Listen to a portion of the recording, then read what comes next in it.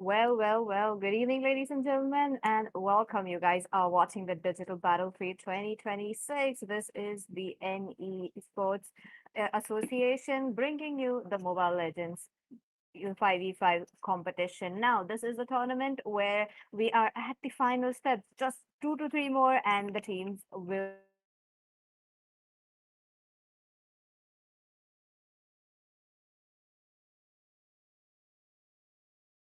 And there. I'm your Casa Peachy, and I am joined by Ray today. So, hello, Ray. How are you doing? Well, I'm doing pretty good.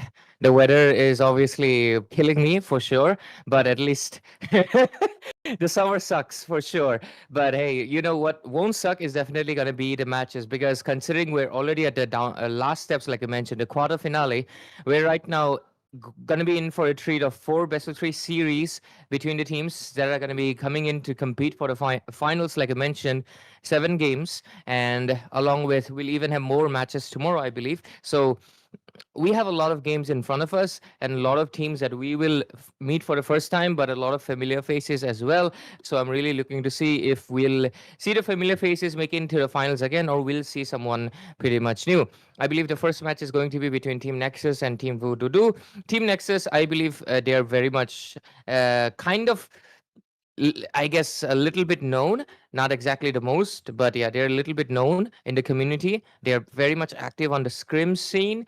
And the other side, Voodoo, they're actually a LAN champions in the Difu tournament that was hosted by Kaizen recently in the month of, I believe it was June. So, and it was a very big one, 80,000. So Oh, they walked away with a massive cash prize. And to win that tournament, where I would tell you, there was Raden and Corey Curie playing as well, and they defeated him. So they are definitely a team that we have to keep an eye out on. let's see though. First match, best of three series. Now again, there is a little bit of a cushion to fall on even if you don't get the first match. The second match, you do have a chance, but there always has been where when you lose the first match, your confidence shakes. You are just like trying to make sure to get the second game, and you kind of forget what you have been trying to do. I have seen that in a lot of teams, but coming right here, I know there is a lot of talented teams who are not going to make the same mistakes. So I'm kind of curious what kind of a gameplay that they are going to put. And I'm pretty sure that's the same for you guys as well. And I'm sure that a lot of your friends are playing right here. So do let us know which team are you guys looking forward to. And as usual, you guys know the drill. To know more updates about the tournament and everything, do follow us onto the social media. That would be in the description if I'm correct. And you will be directed to it. Yep. Now we should be proceeding towards the drafting phase immediately to see what the teams are cooking up for us. This is going to be Digital Battlefield's first match, and Nexus on the blue side, and Team Voodoo on the red side. And yeah, it looks like Different yep, perspectives it's their exposed to the members. same truth. Nintai, Nicotine, and Two, Blinded by Rage. I one. don't remember Kyolin and Tiny Goblin, but yeah, Nintai is pretty much really easy to remember. But let's see what the draft is going to be like as we follow through and move forward, Peachy. Let's go. Nexus onto the blue side this time around. Goes with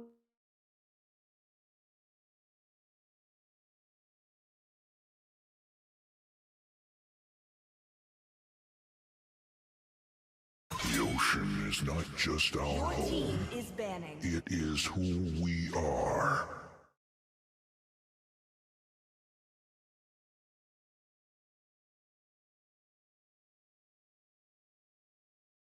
First pick Belleric right now is very strong considering we're in the assassin meta itself. And the current meta is, I believe, in my 8 years of playing ML, MOBA 5v5, this When you is the gaze into most his eyes is versatile banning. as well as limited the meta This has ever gaze is been. mine. You can simultaneously play like even a Odette and make it work. But there are heroes that just do not work at all. Like for example, the 1-1. Yeah, it's another 1-1 slender. It is funny. Just a year ago, she was in the likes of being a bandwater hero, right? Literally last year, I remember 1-1 and Granger were the highest ban heroes along with Fanny, and now 1-1 has fallen into obscurity. So simultaneously the meta really rewards heroes that are simple, just like Belric. You know, three skills, nothing much. Eudora, three skills, nothing much. But at the same time, there are a few heroes that are still alive, still kicking, and I believe we have to give that shout out to the assassins, which are, guess what, the Ling, the Nolan, who have been shining a lot, and I believe that is something they have to keep an eye out. But along with that, I also believe we have to keep an eye out for the Hanzo, who has right now become the top of the meta jungler for everyone. Or should I just call it Tengzo? That's true. That's true. Now, again, one of the heroes that, a lot of teams don't prefer it, but at the same time, we have been seeing teams actually picking it up. So that is definitely good. Baras does gets banned off. Understandable EXP lane. That is just, having such a very good time with the pick rate, with the win rate as well. So that is something that we are looking. Paquito would be next. Wasn't expecting that. More like I wanted to see one more mate coming in, but nope, that's not gonna be it. But Freya as the first pick, not a Belleric. That is very surprising from Nexus. I mean, Freya is pretty strong. She is one of the contenders in gold lane, or even you can play her in EXP lane and she will win her lane. But like over the Belleric, Hirara, Hanzo, there are so many options still open that I believe the side of Team Voodoo can pick it up right now. Ooh, they do. Now, being under the first pick right here did have a good amount of options, but I feel like they did not take the full advantage of it. But maybe in the execution part, we are missing something. So let's wait and watch how and where we will be talking about. Blinded by Rage goes in for the Uranus. EXP lane is all set for them. They want the sustain. And damage, I do believe they're definitely going to go in for a assassin with a bit of a burst onto their hands. But wait a Okay. minute. Oh no. Oh my goodness. Herrera was absolutely open. Okay, I like the mind games that Team Nexus have, put on, but at the same time, why did the Team Voodoo actually fell into the trap? This is weird from the side of Team Voodoo, honestly, because like suddenly the Freya first pick does not look bad anymore at all. They got Yeah. Belleric and Hirara both. And I don't like this Eudora right now because I mean Eudora is good, but guess what? Hirara can immune both everything. Hirara can easily take down the Eudora, and they can even pick up a Kadita, so you can't even stun the mage. Do you want to stun a Freya? Good luck. She has way too much shield. You did not even pick a Esmeralda to counter the Freya. Instead, you went for the Uranus. There's like a lot of hiccups in this draft. They did not even pick up a Hanzo to at least get. Hanzo defeats Hirara in the late game if you push it to the late. But yeah, right now Hirara does have the early snowball as well. Like draft wise, Nexus is already way too strong. In their first three picks, it looks like they've already won. But hey, let's not judge it too early. After all, the side of Team Voodoo, they are a pretty strong team themselves, and they have made it far enough here. That's true. So I'm kind of curious to see what we are expecting as well. Harley would be a hero that is going to be a bit of a semi counter, but not exactly a counter to the Hirara, but at the same time, just enough to make sure to get out of the Hirara's way. Now, once again, Brody thus gets banned off along with the Sushin. Now, here is where the mages are getting targeted. Really like how the mages are sitting up there, but it's time for marksmen as well. Hirara is so fine, goddamn. Look at her face. Damn, that face card is insane. Honestly, the developers peaked with Zushin and Hirara. Zatian too, by the way. Zatian Starlight is so pretty. Honestly, that I would, if that skin was collector, I would have bought it still because she looks pretty. But anyways, getting back to the point, I'm actually surprised. Like not enough people play like immediately lock on the Kadita when they see a Eudora. I mean, I guess because you Kadita is not exactly immune immediately. She has to press her immunity before she gets stunned, right? If you just find Kadita and catch her off guard, you can stun her out.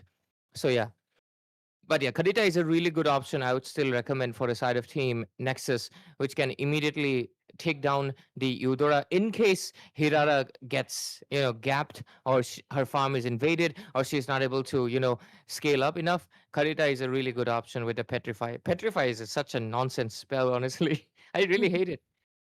100% true.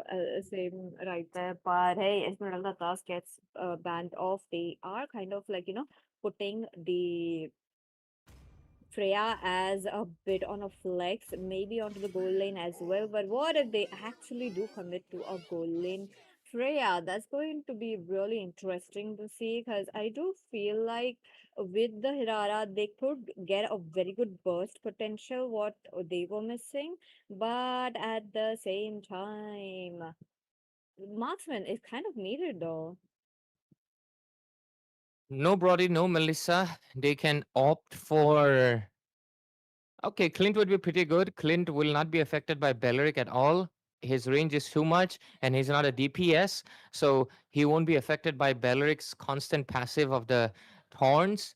So Clint is a decent option, and Clint, since he can also, you know, his range is pretty long, so because of that, he can maintain distance from the Hirara, which would be pretty good. Clint is a good pick. I will like that, but hmm, what is going to be their tank? I don't think. I guess Kufra would be good if you just want to counter the Hirara, because after Hirara uses her two skill immunity, she cannot dash away anymore because of Kufra's ball. So I guess that could be a decent option.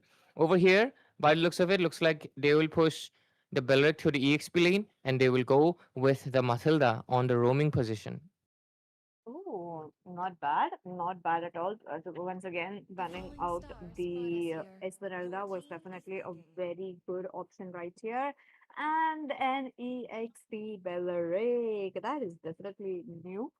Not exactly new. There has been like a lot of teams I have been noticing that they do love to play something similar like this. But oh my goodness, I feel like I did forget all the meta heroes. The Kaja was absolutely open right from the minute one.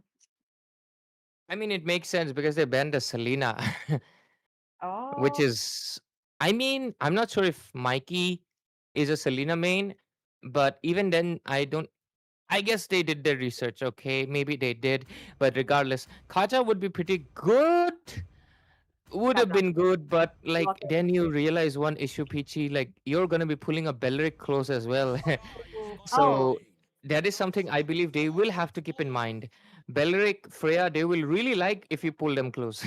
They want to be pulled close so they can attack your teammates. Yeah. On the other hand, yeah, Hirara and Novaria, they'll be caught off. So that is something they have to keep in mind. Novaria, this skin is really pretty too, by the way. oh, definitely true. Again, really love how the team has gone in with this kind of a team composition. Onto the side of team Voodoo, there's not much of a burst. It's just like pure damage that could be into the mid to the late game, while having Hey, look at Hera. Harley's name, Dreamcaster. Oh, okay. Okay, I like that. And talking about my point though, like Hirara being such an early game hero, you do really have to play it safe. Absolutely, Peachy. And now we dive into the land of Dawn. Hirara, her capability of snowballing is really strong. But to be fair, even the Eudora can kind of do that. But against who, that is going to be the big question because Freya cannot get bursted that easily. And you don't really want to fight a Belleric on the EXP side. So we are looking at the side of team Voodoo actually being more vulnerable with Harley, Eudora, and Clint being very squishy. Even the Kaja is actually very squishy, I'm going to be honest with you. Definitely. Let's see how the teams are going to work it out around. Given the fact that mid lane there is a bit of a pressure already building up, while Wolfkid has taken down too much of a damage. It's kind of crazy how the roam system has, changed over time, and very good. Like they said, take it away. That advantage knowing having in that early game. But the kill goes into the hands of Novaria. That is going to cost a bit, but hey, it's still the early game. Yep. First blood secured already, and that too into the hands of Novaria. Novaria is pretty good for one simple reason. One of the reasons people don't really like to play her back then is because she's not a DPS mage. You know, she's not present in fights. She's rather something akin to what I would say like a Franco, isn't it? So if she lands her skill shot, she's good. If she cannot, she's bad. But now with Novaria's damage being boosted quite a bit, when she lands, she almost reduces most squishes to almost 40% of HP. And because of that, she's way more rewarding. And I believe her placement in the meta has risen because of that lately. That's true. Once again, already Team Nexus have taken up the first hill. Now with this, they will be trying to get the advantage onto the turtle as well. There you go, a bit of an embolization. Mintai will have to go back with the flicker, but at what cost? Still would be taken down. And I like this Novaria, okay? Like, he knows that essence of why the Novaria is just being really annoying. Look at that, a bit of a, assist needing right there. And the hands of Neat gets it off, but blinded by Rage is trying to get something. Neat will be taken down. And Super Jesus will not have a chance right there, despite giving such a good set. Colin! Okay, oh, the basic attack dead hit. That was. I was not expecting the Matilda to be taking down Harley, but hey, Matilda is part assassin for a reason. And I believe the shield will cause a lot of issues for the Harley, honestly. It's gonna it's gonna really change how the game progresses because Harley cannot really target anyone in this game. Like he can't take down Freya, he can't take down Belric. He can try to take down Matilda, but she's gonna be pretty defensive as well. Novaria is really hard to catch. She can only be taken down if she makes a mistake. So and Hirara, she has 2 immunities. So it's like a really hard game for the Harley. Oh, but the thing is about the Harley can maintain a distance, so I think they are trying to achieve that with this. But wait a minute, die. Oh, he does get in, and style on Hirara, taken down, busted down, no mercy shown. Like Nintai just saw the moment and just grabbed it. Yep, really good ultimate popping in from him. Oh, Harley doing his absolute best to retreat. 1 HP and he'll survive it. Nintai with the whips will be whipping them all over. Almost. Almost. This is how. Oh, he actually does. People forget the new Kaja does have a lot of damage on the second skill, HP based damage. And we just saw it on action. Udra right now getting chased. Flicker used. Crazy, look at them. They are trying to go in once again. Super Jesus still trying to be the for the team. More like not going in for the lane, It's just a Beleric. It's still okay. He's already level 4. He does have good damage. Not much needed, but still losing out your minions like that towards the gold shield is not good, because when the gold shield is off, you are going to be losing a lot of your turrets. Once again, Kid trying to get out of the way, gets out safely and gets out of Colin's wrath. No, Hirara though, I feel like she has been moving in aggressively very early on to the fight. More like I want her to, pick up the crumbs. Yep. And that's one of the things. 1-2 can't snowball. Oh, that's a good ultimate from the Kaja.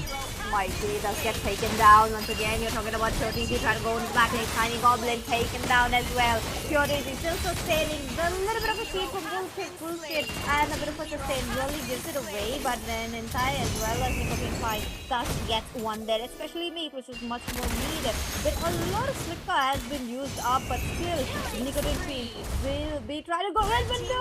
Oh no! Will be taken down by the turret. Not quite sure, despite having such a good range under the Clint, why he went under the turret. Yeah, that's the confusing part. He should have just stayed outside the turret when you're so low HP. That is a hiccup from his end.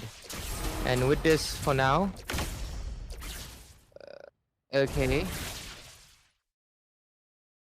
So, I believe for now, the side of team, what was it again? Nexus. They're clearly making a lot of mistakes on their end. And the side of team Voodoo is able to capitalize, especially with the Kaja. And now, since the Hirara cannot really, retaliate much yet. Okay, she's going for a Skype, yes, sir. Okay, I guess once she gets her damage, she might be able to do something about it, but we'll have to wait for a while until we get to see it.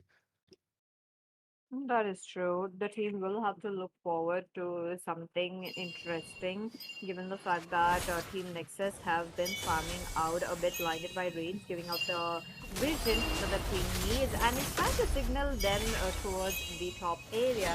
Now, they are trying to find someone who is out of position, which is not happening, coming in from the side of Team Nexus. All four, all five, all together, and bottom lane. This is what Blue I was team's worried turret about. has been The turrets destroyed. are quite wide open just because Barrett is not going in for the charge in. But wait a minute, there's going to be Pure PG who does get hunned up and taken almost a lot of damage by Shining Goblin, but that's not going to be Red it. team's hero Meantime, has been Doom slain. losing out on his ultimate, not a good thing, but thus gets hunned up by the Matilda. But wait a minute, blinded by Rage, he's taking a serious damage, comes into the team fight, trying to take Super Pieces out of the way. Rewind likes for him, but Purity realizing to grab that perfect opportunity for the rush. Will get as well as well. Use that power to do something, but it's gonna be Super Red Pieces team with turret the has been turtle. Needs destroyed. just taking 1 second before the turtle. That's not looking good. Hey, 6-9 score, nice. Only 1,000 goal difference, not much. But I guess the downside right here is the fact that there's a goal lane, sorry, a marksman, and the other side does not have that. Freya falls off in the late game, and Clint, he's a very strong beast in the late game. He's True. Once again, I'll go to talk, going over the itemization. There's going to be the radiant armor coming in from the Uranus, which is kind of crazy to see. Because hey, the amount of damage that he's actually taking in. Has He been is been destroyed. there as a bit of a tanker. The Kaja has been more like a set maker, which is really working into their favor. So the Beavers trying to go in for a bit of a taunt, gets a taunt onto Nikota inside, but Novara would be the only one so far who could just lower the lint to such a big distance. So let's see if that's going to be happening or not. The Beavers building up the team fight. Having the rain armor on his has worked out very well, but this time goes into the flicker. He gets to, but Purity will have to go back. He still finds it out, having a crush on his regen abilities, but that's not it. They just used up a lot of resources right there with just one Kaja's ultimate.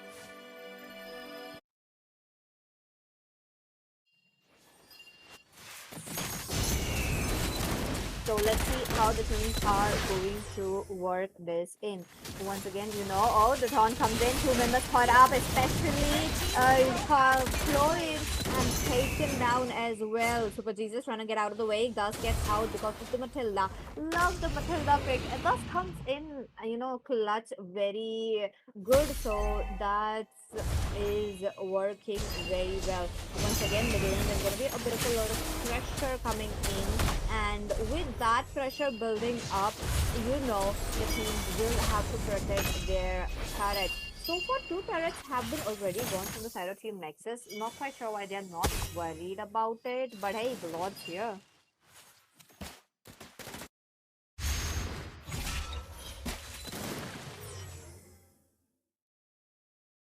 Lord being here, and the team will try to go for the push as much as possible, or definitely try to go for the a bit of a distraction, because if none of the teams are actually going in for the Lord, they will have to go for a bit of an objective which might be open.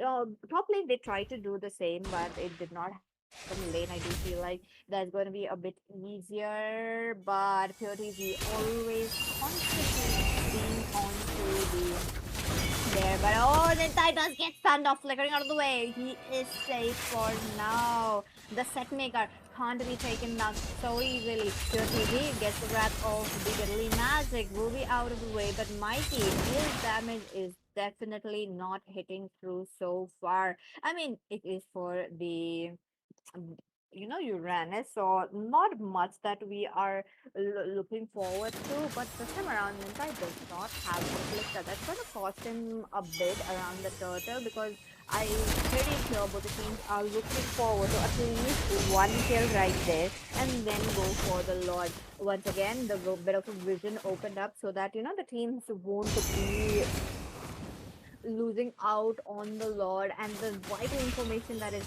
much needed, blinded by rays. They need a constant stun, they need a constant, lockdown of crowd control onto the Uranus to actually get it, which so far we have not seen coming in. So let's wait and watch how the teams are trying to go. It's a bit slow. Yes, it is very, very slow so far that we are looking at forward to, but the action's gonna be a very soon because Mentai trying to go in, he's trying to catch, but it's just super diesel so far. They need Mighty in the ultimate. They got Mighty, three people. Mighty down, they're gonna make a kill for the Karja, but Nico and Creamy trying to get position himself. He jumps on the flicker. Gets one, trying to go for Tiny Goblin, but before that, Deadly Rising onto Purity, he's trying to reach it, but no!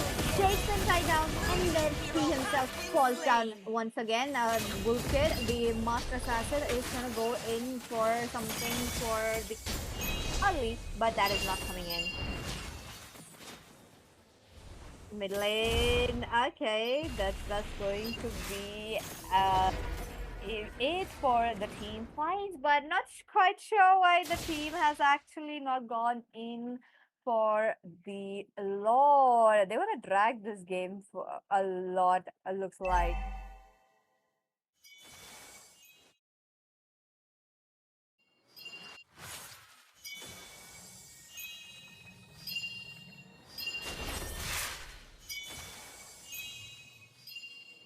Oh my.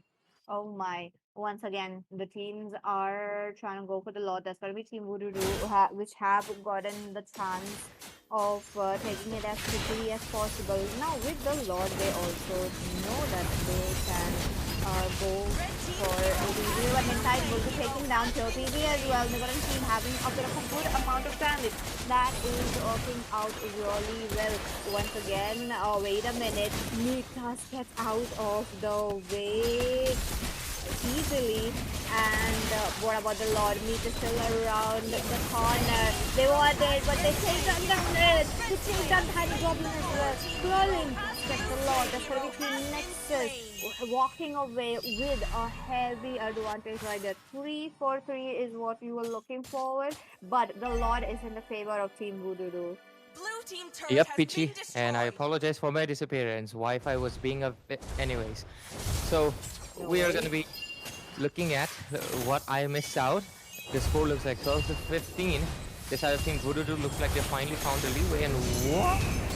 Wolf Kid, that is way too close to comfort. You had to trigger your flask of Oasis to survive.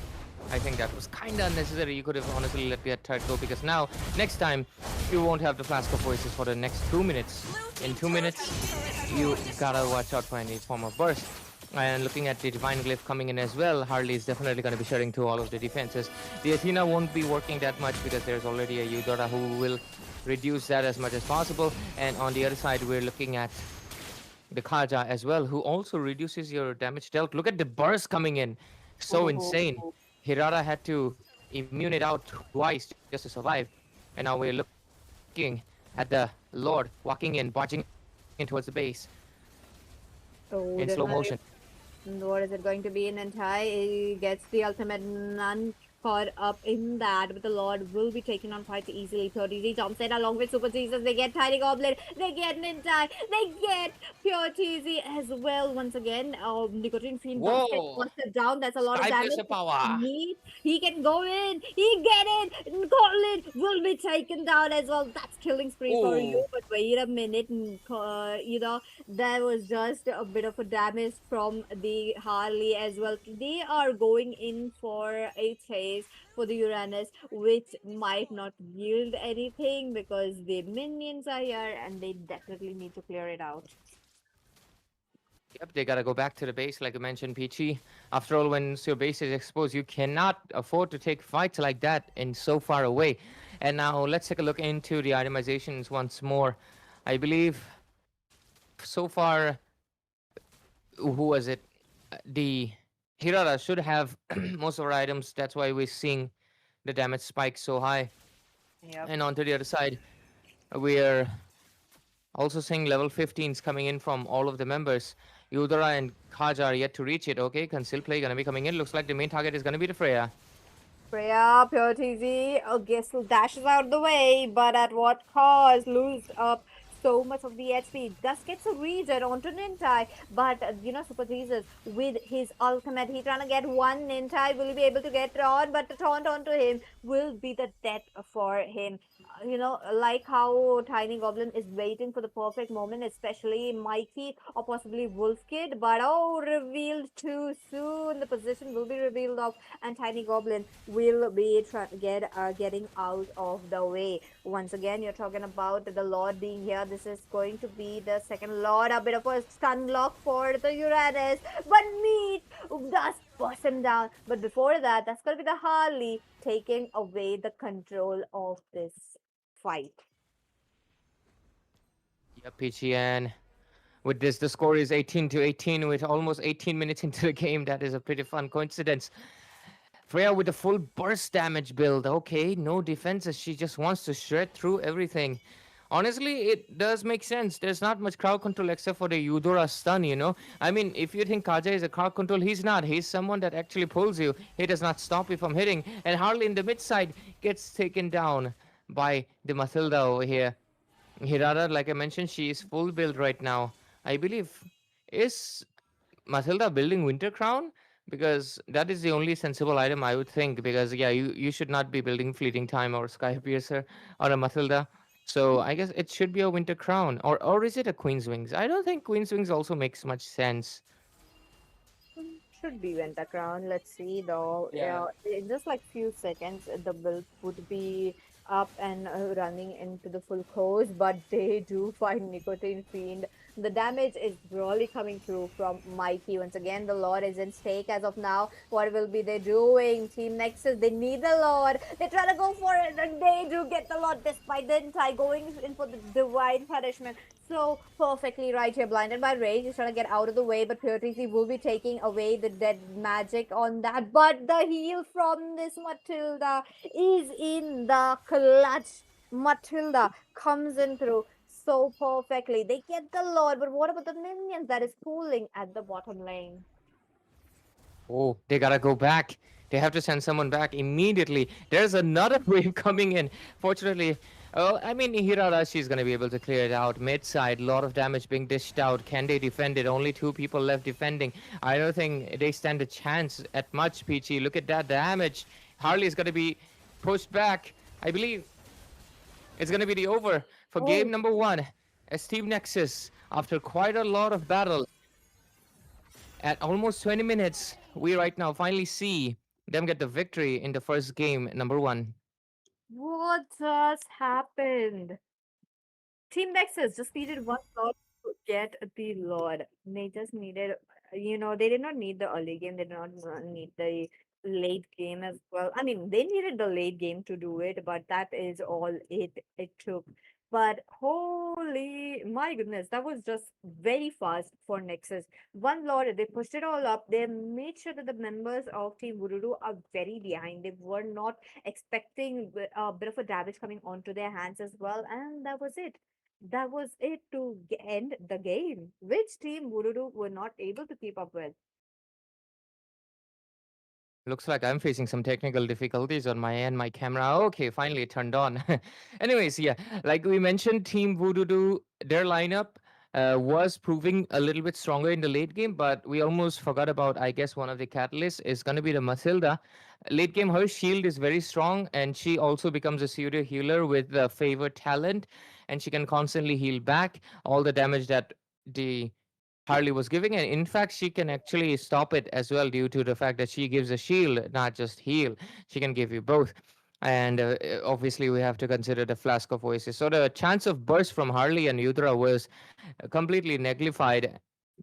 And then we also got, I believe, the Freya playing a very burst build, trusting her teammate, and they were able to execute it really perfectly. But yeah, like we mentioned, the draft with the Belric and Hirara was already looking really strong. Early game, they struggled for sure, but as soon as the game came to that very late stage, they were able to turn it around completely. And now we look forward to the game number two. That is true. Once again, I was not expecting that kind of a control with a Freya as well. Again, the Freya onto the goal lane actually made sense. They were not focused onto the Clint at all. They were not focused onto any members especially, but they were more focused on how to take the Lord. Even though there were moments where they did not get the Lord, still they pulled through that one Lord they just needed. If even if team Nexus did not get this Lord, they would have able to get a good defense, but they will be losing a lot, so they did not want that and they went all in. They gave it all. They get their first victory, but the game's not over yet. We are yet to see how the second game is gonna go. There is 50-50 chance that Team Nexus will be getting it again, and a 50% chance that it's going to be Team Wururu trying to push it to game number three. Yep, very high chances, of course, of that. And now we're just waiting for the game number two because I believe Nexus, with their gameplay style, it is hard to predict what they're going to do.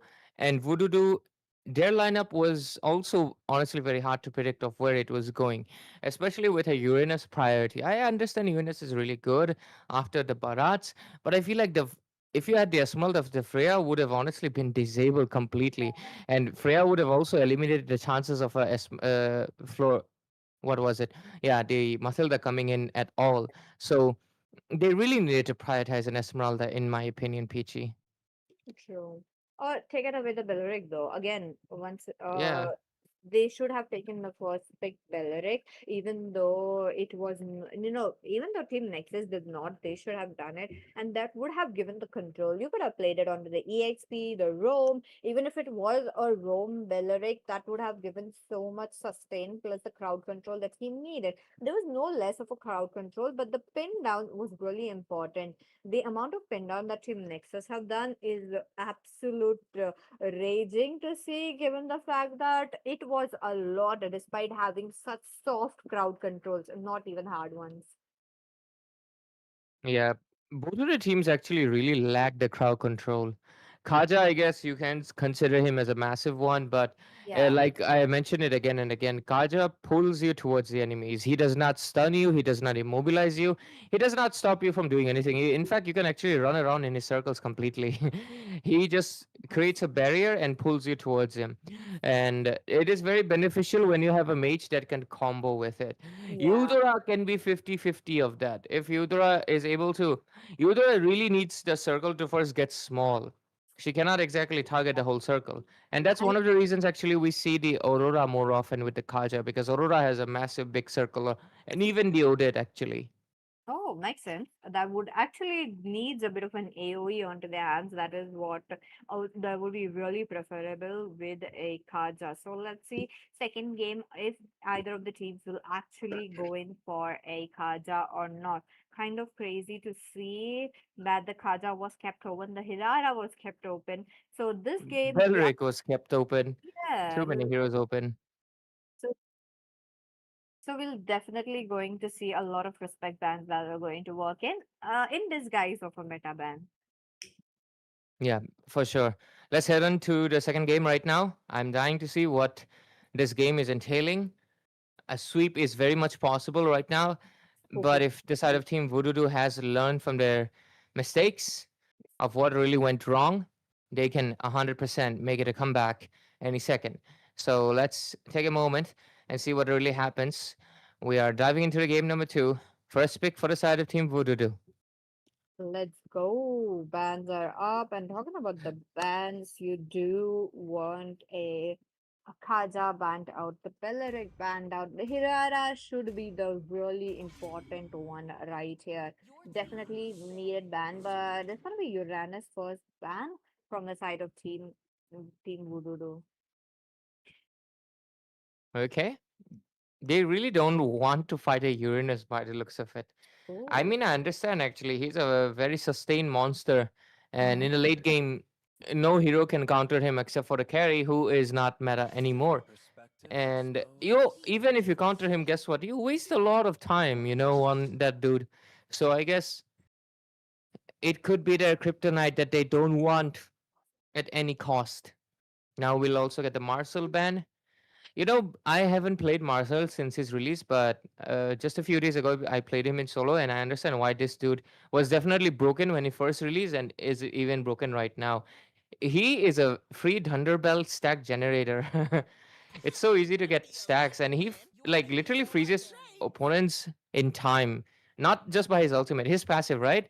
You walk close to someone, and whatever they're doing, they get frozen. It's so broken.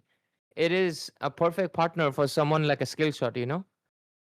Crazy. That is something a lot of teams do avoid. That's the reason why you do see the first ban onto the Bellary, especially towards the red side. That has been very, very common quite a lot. But this time around, that's going to be the same. A lot of EXP has been banned off, understandable. But at the same time, oh, wait a minute. Why are the teams banning their own heroes? Very peculiar decision, honestly. A bit confused what their game plan is going to be. But regardless, right now, we're going to be going with the side of team.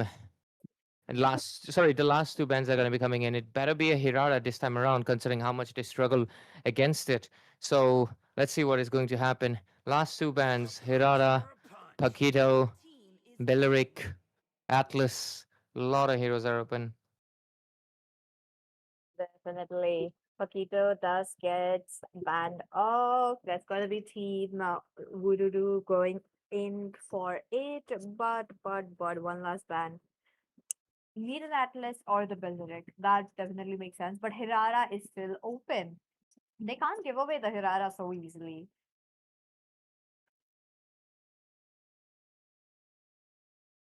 Let's see if that's going to be a Hirara ban or not coming in from the side of team Nexus. They did definitely have to ban it though. Like, in no way that they will be keeping it open. But oh no, they do keep the Hirara open and ban off the Atlas. Now, once again, the Atlas, understandable team fight potential, can actually turn the game 360 with just one set, but the Hirara being open and Team Voodoo are not going in for it. They want the Melissa onto their hands. Okay. I And mean, I like the Melissa 100%. Sh- I like the Melissa a lot, actually. But, like, over the Hirara and Belleric, the Belleric no, literally counters attack speed marksmen. I don't understand the draft of Team Voodoo, honestly. They're like, it's like they want to play against their counter. that's true though. I mean, they are definitely giving themselves the challenge that they did not ask for, but at the same time, there you go. Meat goes into the Hirara. Expected because hey, it was not banned, but this time around, Tiny Goblin. They don't want to give Mikey the Selena, so they themselves has picked on this hero. This is a bit, interesting though. Why a Selena against this kind of composition? The first coming in from uh, you know mm, the Herrera, as well as a bit of a crowd control from the Belleric, is going to be quite annoying, and not still quite sure why the Selena could have gone in for something more of a mobility, and even a Zushin would have done the trick. Selena is also someone that has really bad wave clear. So rotation speed wise, she really needs someone to help her out.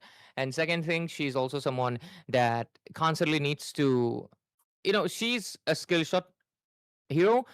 Like she's Novaria, plus that fact that you need to dive to really get the kill, right? So she has her own caveats. She is strong in her own department, but she has her own weaknesses. And it is honestly about how good of a Selena user it is. Selena, if she's really extremely good, she can honestly just take control of the early game. She has enough burst to do that. But simultaneously, she is also someone that can be stopped in the early game by not avoiding every stun, dodging it out as much as you can, or just letting your tank take it all, and she will not able to do anything. Agreed. Look at that. Once again, Nolan does gets banned off. That's got to be back again into the banning section. Bellatrix does get picked off, but Team Voodoo really needs a good tank to counter it. They can still go in for the Kaja, but that just means that it's the same scenario all over again. They're just going to, pull the Khaja in very closely, but the Rafaela thus gets banned off along with a Harley. They did realize the potential of a Harley in the last game, Ray. Yeah, I mean, I understand, especially with how much they struggle against the Harley. I would not be surprised at all. So, with that on board, I guess. Mm, okay, the Matilda Ben is unnecessary, honestly. You have an Esmeralda. What? That would have been such a goal. That is good for you. Yeah, I mean, good for Team Nexus, but not your own team. That would have been such a gold if Nexus would have actually committed for a Matilda. But in a way, they have seen the Esmeralda already, and they will not pick it up. Very odd choices, honestly, all Oh over the draft from the side of Team Voodoo today. my goodness, that is definitely crazy that we are looking at talking about the draft. But hey, the execution is still left open. We cannot judge too early. We'll have to see how the execution goes in because who knows, Melissa or even the Selena would be getting the control over the early, mid, and the late, or who knows, it could be Brody or even Hirara actually getting a savage. Either of the situation could be it. So let's see what is it going to be. Blue jumps in, and I feel like Team Nexus are definitely thinking over about the Novaria pick. This is a I like to call this draft every man for himself draft, Peachy. Because Oh, guess what? Selena, everyone can combo with each other, but guess what? Selena, solo killer. Glue, does he care about his team can give backup or no? No, he cares about if he can latch onto someone and kill someone. Hanzo, does he care about his team can do something? No, he will dive solo because it's a Tangzo. Esmeralda, very similar. She is someone that rotates fast and kites the enemy as much as possible.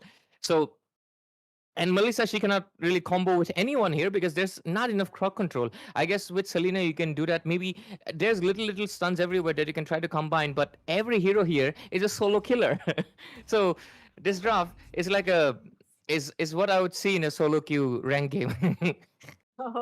No, oh, there's no synergy. It's just like this is exactly what I get usually. Like Melissa is like, oh, I'll carry. Selena is like, I'll carry. Esme is like, I'll carry. Hanzo is like, I'll carry. And then the Tang guy is like, oh, do you want to pick Tiger? No, I want to kill. And that's exactly why you pick up the glue. I mean, you can't tell me glue is not a selfish roamer.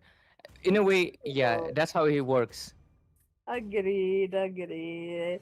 It's all games and fun. And with that, ladies and gentlemen, we jump into the game number two. This is going to be Team Nexus versus Team Voodoo Dude. Nexus already having a one. Melissa looks so good in this skin. True, the gothic features really suits her well. Everybody needs a god baddie. Anyways, what? We are going to be heading into the land of dawn, ladies and gentlemen. We're going in. Okay, I'm looking at their ranks, their roles. That Guardian 5 for the glue. Only Archmage 3 for the Selena? Sus. Okay, let's see. Let's see how it's gonna work out for them. It's just the early game. It's just minute one, and I'm pretty sure we will be not seeing much of a action. Already, the meta has shifted towards the turtle, like having a bit of a good time around the turtle, taking advantages right there. So, kind of curious to see how that's going to be working out. But hey, Selena being a real pokey about it, that's really good. Yeah, Peachy, and with this, just the early game is not going to be much. Glue cannot do anything until he becomes level 4. Selena, she can try to poke and dish out the damage, but I believe Wolf Kid, okay, he has Flicker. Yeah, he can get out. I thought, yeah, obviously these days every Belly plays with a Flicker to get the set as much as possible. But anyways, Brody, kind of same scenario. Before the level 4, he can't exactly get much kills. He can poke. Ruby, same, level 4. So there's a lot of level 4 heroes that we need. So I guess we won't see the first blood until everybody gets a level 4 PG. Oh, ho, ho, ho. That's going to be the case. So, with that, I do want to see how the turtle is going to look as of now. Super Jesus this time around has gone in for the Ruby. Wanna go for the sustain, trying to get a control over the Esmeralda, so she won't be joining in onto the team fights. So that's the case that we are actually looking. So let's see if that's gonna work out or not. First turtle is just gonna come in the 5 seconds. Kind of curious to see who's gonna be the first blood. First blood chances are obviously for either the Selena or the Hirara, but I wouldn't be surprised if someone else gets it because look at the top side. Brody might be the first blood. Nicotine friend will get it. Nicotine friend, yeah, or fiend. Anyways, Mikey in the mid side also. I guess the Selena was just a second away from getting her first blood. But with this, the side of team Voodoo do this time, just like I said, they have really good solo heroes. And oh, but one thing, Hanzo.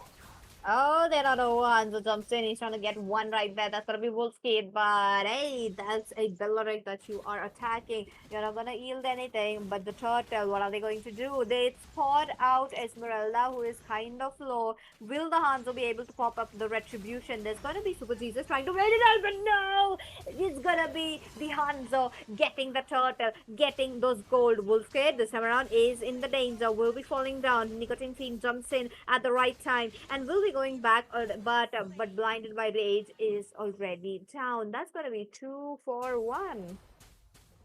One downside of Glue, he counts as multiple heroes, and Ruby can become full HP. In the last fight, Ruby was almost low HP, and then Glue split. Ruby was full HP. That is something I believe that can backfire 100% to Nintai. One wrong like split during team fight, and Ruby can become full HP. You don't want that. I think would Hirara also be that because Hirara is also spell vamp. Maybe, maybe, but the Hirara spell vamp is pretty low. It's not like Ruby, so yeah. Oh, let's see. Let's see how the teams are actually plotting it around. Now again, the dead bush. Leela almost stepping onto the dead bush, but before that, she will be just taken down. No time for her, no time given for her to actually react. And Hanzo will be having the constant threat as usual. Yep. Let's take a look at the builds. It's been almost 5 minutes. I want to see how much they progress. Hanzo only now builds the boot. Okay, he was prioritizing the Thunderbelt. But I feel like going for the boots first is way better. But anyways, look at that. Mid side. A lot of damage dished out to Wolf Kid. Taken down already. Kowlin, he still continues. He does have enough blood on his hands to do the same, but a bit of a mobility comes in from Hirara, waiting it out. Super Jesus playing it out as a someone who is trying to be a substitute for Wolfgate. Team Nexus, no, not Team Nexus. It's going to be Team Voodoo can be real aggressive, but at the same time, they're losing the set maker, which is not working onto their favor. Once again, Kowlin trying to jump it in, but loses up the blood. The retribution, though, there's going to be someone who's going to stun him. So the Dryad popping in. Oh, they do get glue as quickly as possible. Nintai won't be able to be onto the team fight, but Hanzo might be able to get the Lord with his, ultimate form. That's something he's got to go in for, and he would be too late for that. Meat gets the turtle, and this time around, Team Nexus are protecting Meat as much as possible. Yeah, this time around, they're making sure that Meat does not get 0-3 in the early game like it happened in the last time. And it's really working out for them. They have equalized the score to a 4-4. But okay, topside here, you better watch out. You don't want glue getting on top of you, even if you have the immunity. Okay, Novaria retreats. Novaya retreats, but at what cost? There's gonna be still Melissa, and with her needles poking around constantly. Melissa's damage has been tanking upwards as well. That's really looking quite good. But wait a minute, will Nicotine get out of the way? He's trying to sustain all of it, but no, that is not going to work out. Yep, Peachy. It's not going to work out, just like you mentioned. Glue over here on the top side, just trying to distract as much as possible. Hans over here with the soul. Why is he so low on energy? Okay, his real body will come in. Oh, they even connect the stun. Wolf Kid, you kind of overstayed when you saw Hanzo coming in. I believe it should have been your signal like, why is he coming to attack me, right? It's definitely because they got a backup. So with this, the score is right now equal 5-5 on both teams. The score is 1-0 though in the series for the side of Team Nexus. They do have a decent chance at coming back, but I believe they're kind of losing it as if the game keeps on going late because Melissa is better in the late game than Hanzo is very unkillable in late game, and even if you kill him, he can come back every second. Every 6 seconds, he will come back again. That's what makes Hanzo broken. It's not the fact that you know he is unkillable. It's the fact that he is killable, but he'll come back again. That's true. That's true. You just need a little bit of an extra precaution while playing such assassins. That's all. But hey, Meat wants to try to get some damage right here, but the glue jumps in with the split. Thus gets a perfect stacks right there. But Wolf Kid will be taken down. That was quite early on. Two-man knock stun coming in from Super Jesus as well. Mikey does get targeted. Clolin thus gets one. He's trying to go in for another, but Purity's been real busy. Wait a minute, this body jumps in, Super Jesus. Oh, very Meat. Meat could have gone in, but no. I mean, the whole team is here, so that's not gonna be it. Yep, Peachy. And with this, the score is 7-5 right now. Nicotine gets the Demon Hunter Sword as well, so expect to see some HP based damage coming in right now in the next few moments. We are Oh, looking at almost the mid game part ending pretty soon as we're going to be heading towards the late game pretty much after the post 12 minutes. First lot's going to be coming up in a minute and 40 seconds. For now, mid side, Mikey, he is the most vulnerable one. He needs to survive, but oh. how is the question? Look at the damage. Mikey unable to do anything despite having a flicker onto herself. But wait a minute, Super Jesus thus gets targeted by the glue, taken down as well. Double kill already picked up. Abyssal Arrow will be missed out. There's going to be Pure Teasy who's trying to make a play, but flickers out. And Mintai as well gets down. There comes Meat. He gets that idea and he gets the kill as well. Killing spree for that. But Pure Teasy doesn't have the flicker, doesn't have the mobility. And Hanzo takes the perfect advantage of it. Oh, well, I thought they would not get him, but hey, that is the power for the glowing wand coming in from this Selena. Selena, oh no, Skypiercer is really hitting, and Tiny Goblin realizes that in a split second, goes back as soon as possible. Yep. And right now, 12-7 score. We're looking at 20 stacks onto the Hirara. She's 4 kills right now. So she has a decent amount of snowball in her. And 12-7 score. 2000 goal lead for the side of team Voodoo Doo. And this time around, unfortunately for Pure TZ, he's not really able to do much at all. The Brody is technically the counter for the Melissa in the laning phase, but in the late game, during the team fights, Melissa just outshines everyone, and that's the reason she's meta right now. Look at the Hanzo, unkillable, constantly spamming his skills. Oh, there goes Clolin trying to do something, but there's gonna be me taking another Sky PSS tag, not stopping Okay, it in. They're trying to go Melissa. UTC, but Nicotine, you overstayed your welcome. Meat gets a triple kill, trying to go for a Oh my maniac. god, they really want her dead. Oh, they do want a Oh, maniac, and Meat does get a maniac. A savage could be really possible, but I do feel like Hanzo is really quite far enough, just by an inch. He just, evaded Mikey's ultimate. But hey, if the team commits, they could find him in. But the Lord is up. yep, the Lord is up, and they should be going for it to take it immediately. Over here, 12-11 score right now, and Hanzo is getting his bill pretty much. They need to burst that soul down before it reaches. They're doing their absolute best, and that is absolutely necessary, I would say. You do not want Hanzo to be nearby. He can absolutely steal the Lord away from you, and that was a good match. The score is 12-11 in 11 minutes into the game. Lord has been secured. 33,000 versus 32. That's only 1,000 goal difference, so the game can go into the hands of anyone even at this point. Oh, Glue gets on top of someone, but Meat. No, Mikey will be falling down. Me try to do something like that, but that's not gonna work out. This gets a kill, but still they have to push it down. They have to make sure they completely wipe out the tier 2 turrets. Now with Melissa, they can easily get the Lord, like clear out the minions as well. So kind of curious to see how they are gonna push it in. So far, it's Nicotine Fiend making a bit of a mistakes that is not, working in their favor, and that's the reason why Team Nexus has been taking advantage of it. So I do want to see something opposite, but top lane there's going to be a fight breaking down. Entai will be taken down, uh, Damn. down very quickly. There's going to be the Sky Piercer working its magic, but crazy enough, the damage is so well for them. There you go. Mikey in a bit of a position so that, evades Hanzo as much as possible. But POTZ flickers out at the right moment. Hanzo was not able to get it, Flicker. This is the moment where I do prefer Aegis, which is very unorthodox spell. I do like Aegis a lot as well myself, especially because its cooldown is pretty low. I don't Yeah, like I mean, I like Flicker when you're playing offensive. I don't like it as a defensive spell because its cooldown is sweet. so high for a defensive spell. I feel like you're better off as like using Sprint or Aegis, honestly. But anyways, look at that. Hirara does get the glue on top. Oh, Oh, damage, immuning all of that.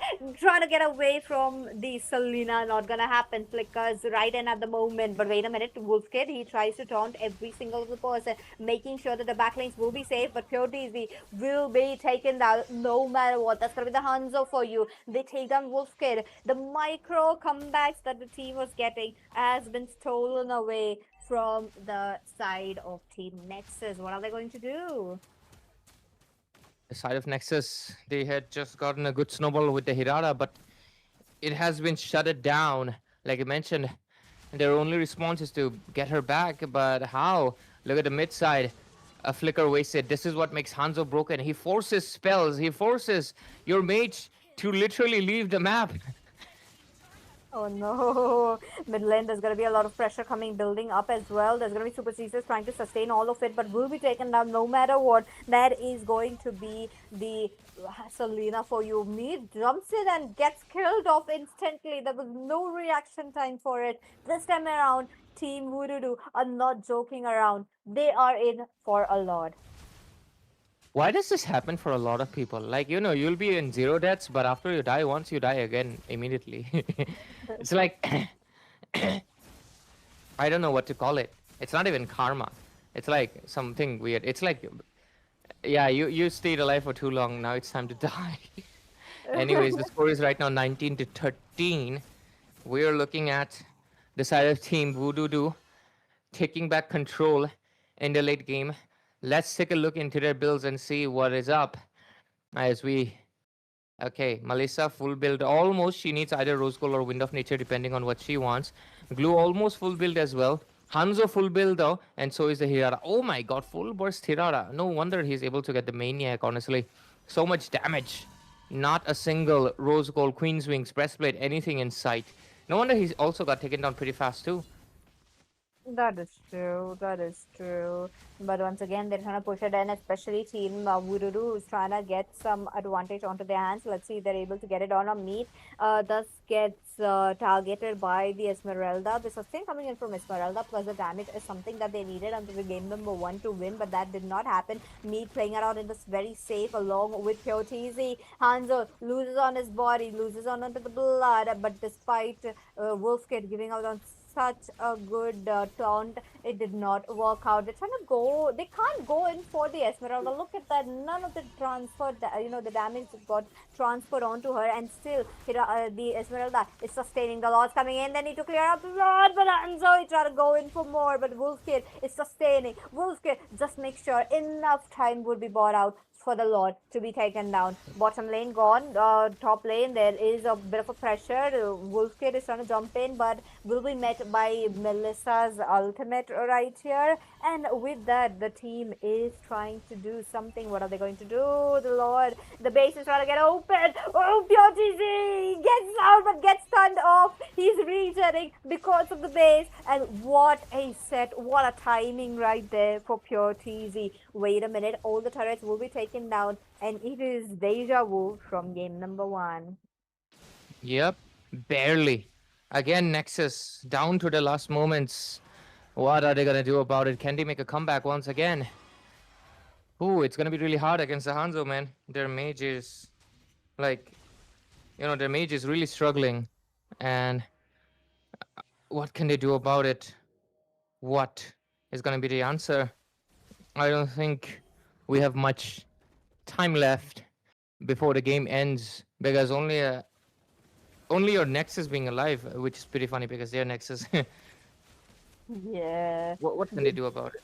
They need a good wipeout. They need to push it in, but Esmeralda is definitely being such a hurdle for them. So that is definitely not working out. So let's wait and watch what the teams are trying to plot it in. Once again, of not having the inhibitors onto their side, it just means that the lane is something that they need to work out. And Hanzo being pushy as ever. Like, look at that, not wasting any time and not giving any time as well. They're just trying to make sure all the spells would be used up. Yep. And okay, Lord fight. What is it going to be? Look at Belleric. He's getting shredded. Not liking how the Belleric is almost taken down 1 for this HP. That nicotine feed meets Meat and will be losing that. But Meat though he needs to survive that immunes at the right moment against the Hanzo. But is that enough? Because very low. He needs to make sure the blood runs out. But that thing was not on his favor. Will be taken down. The Lord Nexus would be losing out the Lord, but they need to go in a defensive mode. They can't contest this Lord at all. It's over. We are going for a game number 3. They can't defend it. Brody is not a marksman who can do anything in the late game. It's kind of over for them. They really needed a more traditional marksman, but that's the thing. I They gave away the Hanzo. I believe they should have respected a Hanzo pick, honestly. Oh. They should, they should. If this actually goes to game number 3, we would be definitely seeing a Hanzo ban this time. That's going to be something interesting, 100%. So let's see how that's going to work out. Oh, a stun comes on to Super Jesus, trying to sustain it all out. Tiny Goblin does get targeted there as well, but Esmeralda being busy as ever onto those minions, making sure they, the waves would be have an easier time to end the base. What is it going to be? The Lords closing down. Neat as well as Easy. They need to clear it out while Wolfkid has to provide the sustain, has to provide the distraction. Mintai will be taunted off, but Meat is trying to make some distance for himself, and Mintai will be taken down. Such a important member right there. But wait a minute, Immortality lost up by the Esmeralda. They clear out the Lord, and a perfect defense comes in from Team Nexus. So far, there's going to be Team Wuduru trying to end it all, but they are not finding that angle. This game is gonna go very long. This is a good defense from Nexus, by the way. Considering their heroes can't lane clear for anything. Novaria, yes, she has single lane wave clear. In a single line, she will dish out the damage. But 3 lanes, yeah, she can't handle that, right? Same for Brody. He can handle one single lane, straight line. And then Hirara also, she is literally the hero with 23% damage to minions passive. So her wave clear is also pretty bad. The solo Belleric alone, I'm gonna be giving him the credit along with Super Jesus Ruby. Oh, they might be able to catch someone. They catch Nicotine. This is a green signal. Oh, there is definitely a green signal. Tiny Goblin fell down along with Nicotine Fiend. This is where Team Nexus can push it out. They don't have to wave clear with the Melissa, and this is where they could shine. Nentai takes away the purple buff. They're trying to find something with the Hanzo as well, not unable to do anything. Pyotizi picks up a immortality right here. That is a brilliant decision, but they need to push it Look at down. Hirara, poor her. So long to clear minion. One minion wave takes so long for her, unfortunately. But anyways, with this, Lord fight is going to be interesting. Hanzo is alive, but Nicotine is still 16 seconds dead on the clock. What is it going to be? Nintai melted by the Lord and the damage from the rest of the members. Hanzo gets taunted.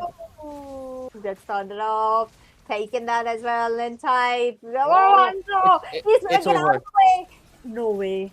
No way. Once the Hanzo dies, the team really finds it very difficult to get a defense. So, yeah, I've seen that many times in my rank game with my team as well, and I don't want to see that happening in this game as well. That's Melissa is alive, but she can be caught out. Novaria, she tried to defend the base, and now she's going to be joining the fight pretty back soon. Esmeralda taking a lot of damage. Since the Hanzo is no longer alive, the Novaria has opportunity, but the Novaria is a little bit too far. But still, they might be able to get it right here. Novaria comes in with the Astral Oh, Recall. But Mead gets taken down. The Winter Crown just was 1 second late, but Lord is full HP. The Lord is full HP, and that's going to be enough. Team Nexus, after quite a lot of tribulations, they will get a clean sweep in match number 1 of the evening, ladies and gentlemen. let's go. Team Nexus find themselves going towards the next round. What a game that they have put. Bidai Hirara, of course. Look at that. Yeah, this is what I was talking about. Once the Hanzo is down, your team needs to find that will to get it the distraction. And while the team is purely on a DPS base, even the mage is DPS, you're talking about the Melissa being a DPS and Esmeralda, in a way, she was, playing it out as a main damage dealer. So, yep, that was where team Voodoo really needed the distraction to. But hey, that's gonna be it. Clean sweep, get it over. Yep, a brilliant clean sweep. And we'll see definitely more of it as Team Nexus gets a really good epic comeback in both of the matches. But we got to give space for the other teams that are coming in. We still have 3 more best of 3 series, ladies and gentlemen. So possibly 6, 9 games. Nice number, eh? But we'll be right back with the next match on the evening. We'll take a short little break and we'll be back. We're on Digital Battlefield 2026. Make sure you don't go anywhere. Stay tuned. We'll be right back.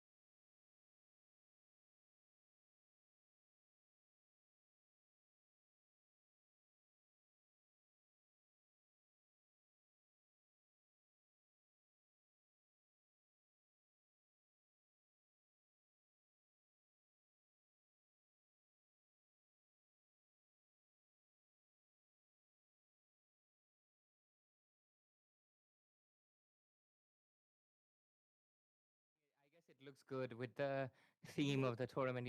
It matches with the color scheme. But guys, yeah, if you're a tournament organizer, choose Zushin as your theme, and then invite me for casting. If you're not inviting, yeah, don't worry, you can keep anything.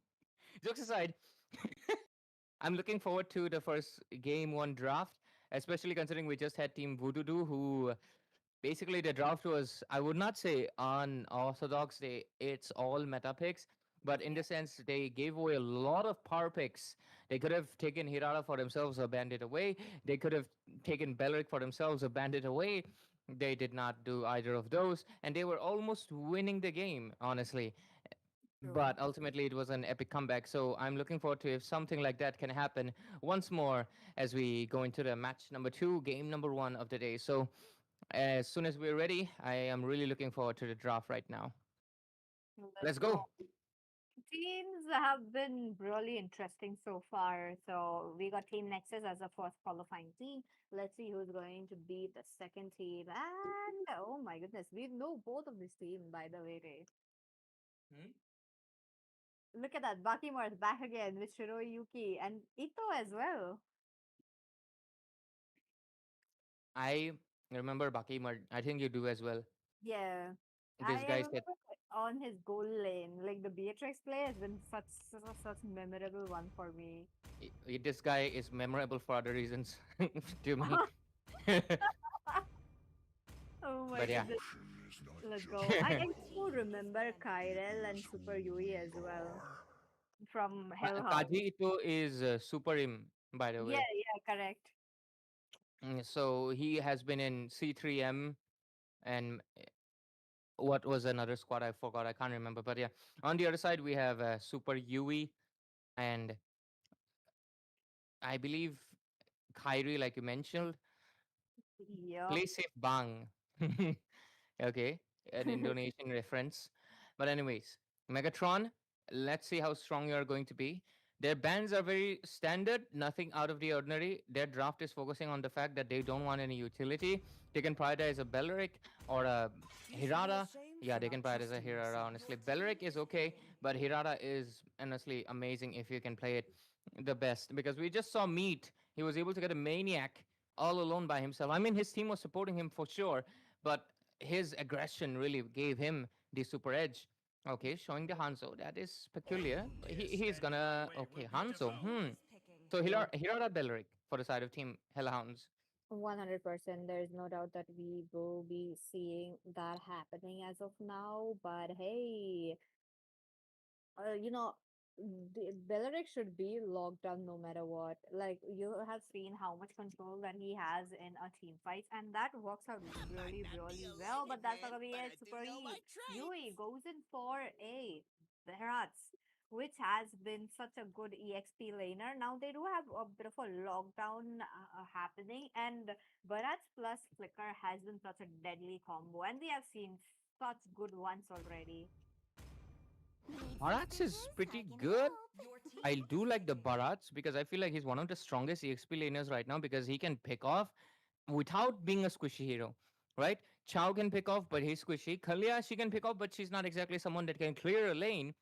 And then I guess Kaja is no longer a pick-off hero. And then who else has pick-off? Falling I guess stars brought Guinevere. us You can here. play her as tanky, but yeah, she's magic base.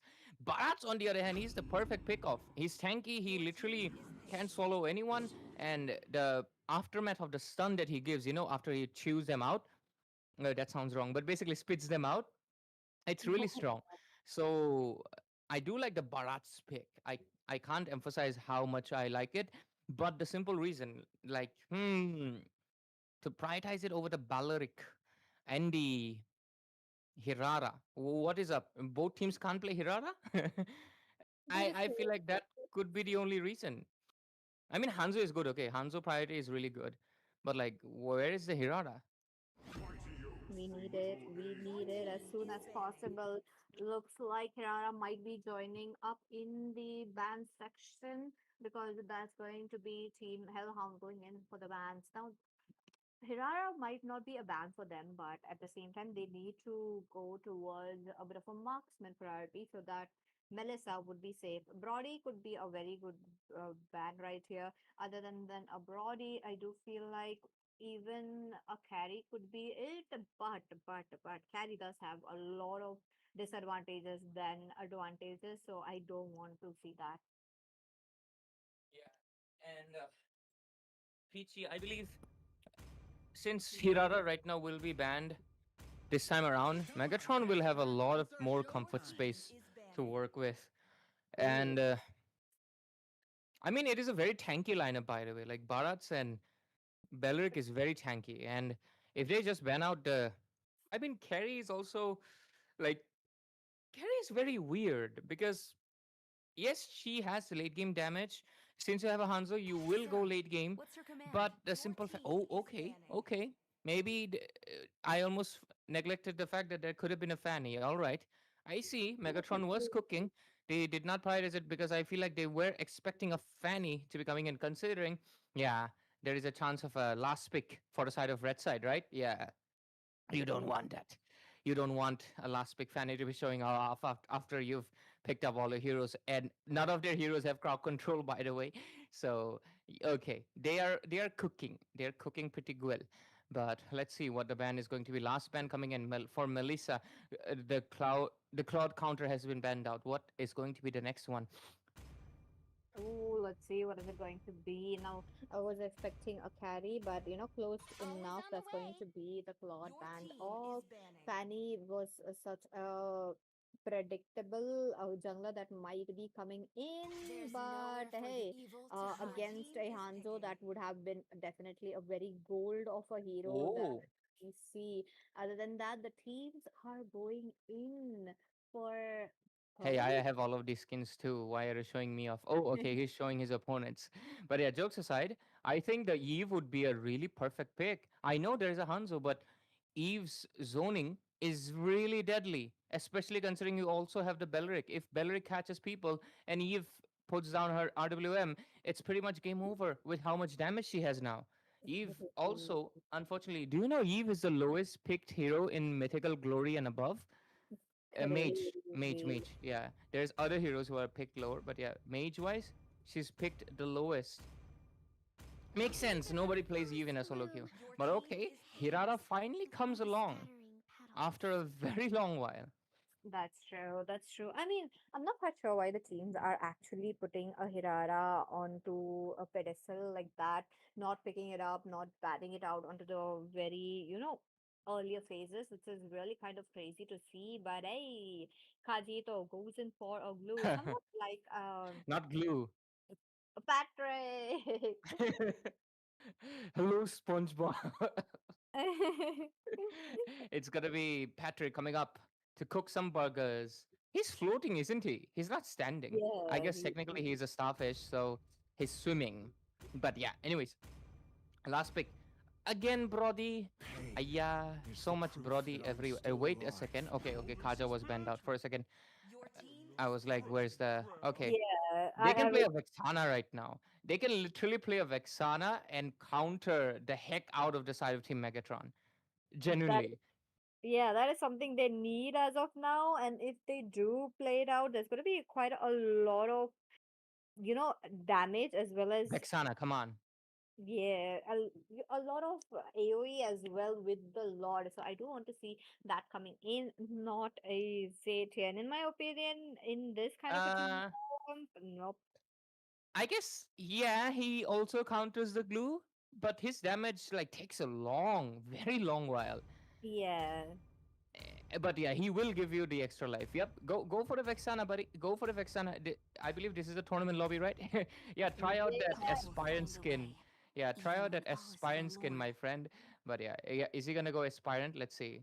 Yeah, there we go. Everybody wants that aspirant. It's really pretty. But yeah. Anyway, jokes aside, I'm really surprised Kaji to actually prioritize a glue considering the mid lane was not picked. Because right now, one misclick, one wrong split. Wow, that rhymed. Vexana's burst will literally kill his own team. And as a Hanzo player myself, I can tell you, Vexana is a really annoying mage to deal with for a single reason. Her hand. She literally puts out a hand telling you to stop. And that really stops his movement. Because you have to consider one thing. Right now, the tank Hanzo, right? Back then the Hanzo used to be people used to build rapid boots, right? And you could chase people for a long while. Now the Hanzo is tank, so he's much slower. He's more about spamming, and Welcome to the Mobile Vexana can Legends. immediately stop it. But with that, I believe a lot of theories can be put to 5 hold. We'll seconds. dive into the game, ladies and Enemy reaches gentlemen. the This is going to be the game number one of the Smash match two of them. the evening between Team Megatron Ultimate on the blue deployed. side and Team Hellhounds on the red side. And let's see how it's going to be. Obviously, myself, Ray, I'm going to be joined by Peachy. This is a Broken Walls map. Let's go once again. Now, this is going to be the second series of the day. Teams are ready. There's going to be Team Megatron versus Hellhound. Mid lane, there was quite equalized clearance coming in from both the sides, which was definitely very quick. But at the same time, Kyrel one being onto the Hirara needs to get the early game potential unlocked as quickly as possible. Play safe. Bank should really take advice on his same name. Yep. Play safe, Bang. Take advice of your name, like Peachy mentioned. Perfect. Anyways, since we are at the topic of the goal lane, okay, mid side already, quite a Oh, lot of oh, damage. And mm, Glue for now, he won't get bursted by the Vexana immediately yet. Vexana has high cooldowns, and Vexana is also she doesn't have enough damage to burst out. You see, finally she does. Okay, two skills she will, but one skill is not enough. So what the Vexana definitely would need, I would say, build the divine as soon as you can, because you really want to burst the glue. Because if you burst the glue when he's on split, you can literally turn the whole team fight around. that is true, but top lane safe play safe flickers out at the very wrong time and will be taken now. Cluster already acquired. Coming in from the side of Team Megatron, they're trying to go in for more. Kyrel, he's so low. He's gonna go out, but no, he gets the kill. He gets the Uranus as He's still quickly as going. possible. Wait a minute, Mistake. Kyrel! He dashes away so perfectly. He rates Hamocha, but not Shiroyuki. Taken down already. What about Super Yui? They need to get him down as well. Killing Ah, spree. that's pretty bad. Shiroi getting 3 kills on the early game. As a Hanzo, it really is going to elevate his farming, man. It's going to be affecting how they play and how they rotate. Since the Hanzo getting items early means, look at that. He, like, not even 3 minutes and we got Thunderbelt. That's not gonna look good for them. Look at the damage already. Oh, ho, ho. Once again, Hanzo is able to jump in and get a field, which is really interesting to see. Not even 5 minutes into the game, not even 4 minutes. Heck, it's just almost 3 minutes. There you go. The team trying to go towards the turtle, especially Team Hellhounds, which do need it all. Noel looking quite low, might be taken down, and yep, that's going to be a sniper shot coming in. Good Kyrell with the heal. flicker! With the retribution, gets the turtle right perfectly on time, but it was the Damota so well right there. But wait a minute, it's not over. They're still trying to go in for more. Hanzo will get the purple. Novara Oh, can't do anything. Sorry, Hirara can't do anything about it. And did I see a Sky Piercer? Who got the Sky Piercer? Was it Brody? I think it was Brody.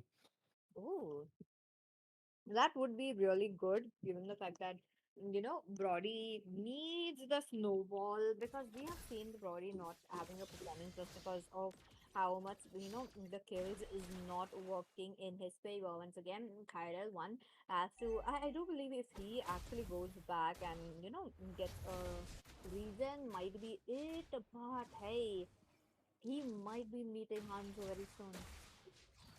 Yeah, Peachy. And until the Hanzo gets taken down, I think they're gonna be in a lot of trouble, Peachy. Until then, anyways, towards the top side, we're looking at the Belric trying to put up a defense and try to help out the Melissa, who is struggling quite a bit, which makes sense. Okay, but they have left the bot lane completely exposed. Varats is here, but Tamocha gets taken down by the Hirata over here. Hanzo, his soul will be gone for pretty soon, I believe. Yeah, he's gonna go back. They just So need burst. yes. They need burst to make sure Hanzo's soul is either expired or he's too low HP where he cannot overstay. Because that's the thing. If you make Hanzo low HP, he cannot overstay with you because his real body will come soon. So anyways, oh, they eat the glue. Oh, they do, but top lane. Brata tried her so well that the team Megatron has to move back Super E, flickers out of the way. Baki Mod ultimate does not connect well despite having such a low damage against Hey, wow. Barats. But hey, Bakima thus gets a kill, being such on a low mana, low HP. Kyra really able to get out, just a shot away, gets the Ah, dashes on, but no, Shiroyuki remains superior in this 1v1 situation. yep. Hanzo getting kills is really bad for you. This is why. It's because he's a tank. A tank getting kills in the early game. Yeah, we're gonna get oh, mid side as well. I don't think Super Yui can take so much damage into his face. He's gonna get bursted out of here. And yeah, unstoppable for Shiroyuki. It's not looking good for the side of Team Hellhounds anymore. The Hanzo is really creating a lot of impact. 100% true. Look at that. They're just not giving Whoa! space, but oh no! Glue jumps in as quickly as Flicker. possible and gets that kill. Play safe bomb. Even despite changing the lanes, it's still not finding the comfortable spot. At all. Oh, okay. Tesla turret. Anyways, 94 score, 4,000 goal lead. Megatron just feels like they are dominating the heck out of this game. Hirata all alone in the bot side might be able to retreat with her two iframes. Yes, she's gonna be fine. But the rest of her teammates, let's see how much Belleric comes in. And so does the Eternal Lord. Let's see what they are trying to plot it in, given the fact that the turrets are being opened as of now. And with turrets being open, there is going to be the minion pressure that we are awaiting for Yui. He will have to purify his way out as quickly as possible. That worked out really quickly, though. Yeah, I mean, if you press the purify the moment you get almost inside the Detona's welcome, you will. Hey, Bharat, he's Oh, small. oh He's no, small. he And lost his topside as time. well. But He lost hey, the size. he lost it, and that's where Brody jumped in so perfectly and got the kill as well. This is what they need. The Brody needs to pop his ultimate right on time. Other than that, the teams are trying to protect their turrets. But talking about itemization today, look at that. Novaria jumping onto the items as quickly as possible, not going in for the shoes. Look at that. Hanzo is 5.8k. It's not a joke. Like, wow. He's Brody. 2.8 thousand goal lead ahead. And so is the Brody. Yeah. How do they fight back with such insane amount of goal difference? Like, Hanzo's building third item while Melissa's building second. Crazy, that's not gonna looking good. But the team fight breaks out. They get nowhere down. Lucky Merle. That's where his Thai piercer is working out so well. Kajito tried to flicker out of the way, but the flicker won't be in his favor and will be taken out 1 for 1. The turtle is here, and that's gonna be the last turtle evolving into a lord. Now, Team Megatron really don't need a turtle, but wait a minute. Daytona's welcome gets Shiroyuki's body. He tried to buy some time, but Jams will be taken down despite such a good distraction. Yeah, Peachy, and with this, Hellhounds, their chances of win has slimmed out. And it's all because of one simple reason, the Hanzo getting the snowball, man. The snowball completely has changed everything, and now they're putting all the resources. Vexana cannot focus on countering Glue when she is focused on trying to survive from a Hanzo. Same for the Melissa. She can't focus on trying to dish out the damage when she's using her skills to just survive from the Hanzo. And that's the reason Hanzo is meta right now. Exactly, the Tangzo. That's true. That is true. Look at them. They're not able to get it on. They're not able to heal as well, even with a Tirara, which is definitely crazy to see. So let's see what the teams are plotting in. Once again, the score has been doubled into the favor of Team Megatron but they're not leaving it in. Noel, he's gonna get out, but no, just drags in because of this glue. Will be taken down by Bakimad, who just picks up a mega kill. He positioned himself so well that the members are not able to catch him, but they have to take down the front laners first, which is getting very heavy for the side of Team Hellhound. Yep, Peachy. And I think as we progress towards the even later stages of the game, I always like to discuss whether they have a solid chance at making a comeback or not. And I'm not sure about this one. I mean, Vexana and Melissa does have the stronger later game potential, but you can clearly see how much difference right now. Vexana damage is not even able to pop up the split from the glue anymore. They're losing their holy shields right before the 12-minute mark. Hanzo comes in, so much damage. Oh, there you go. There's gonna be the team members trying to get it on, but Bakimad is trying to get out of the way. Almost getting Kyril with the snipe shot as well.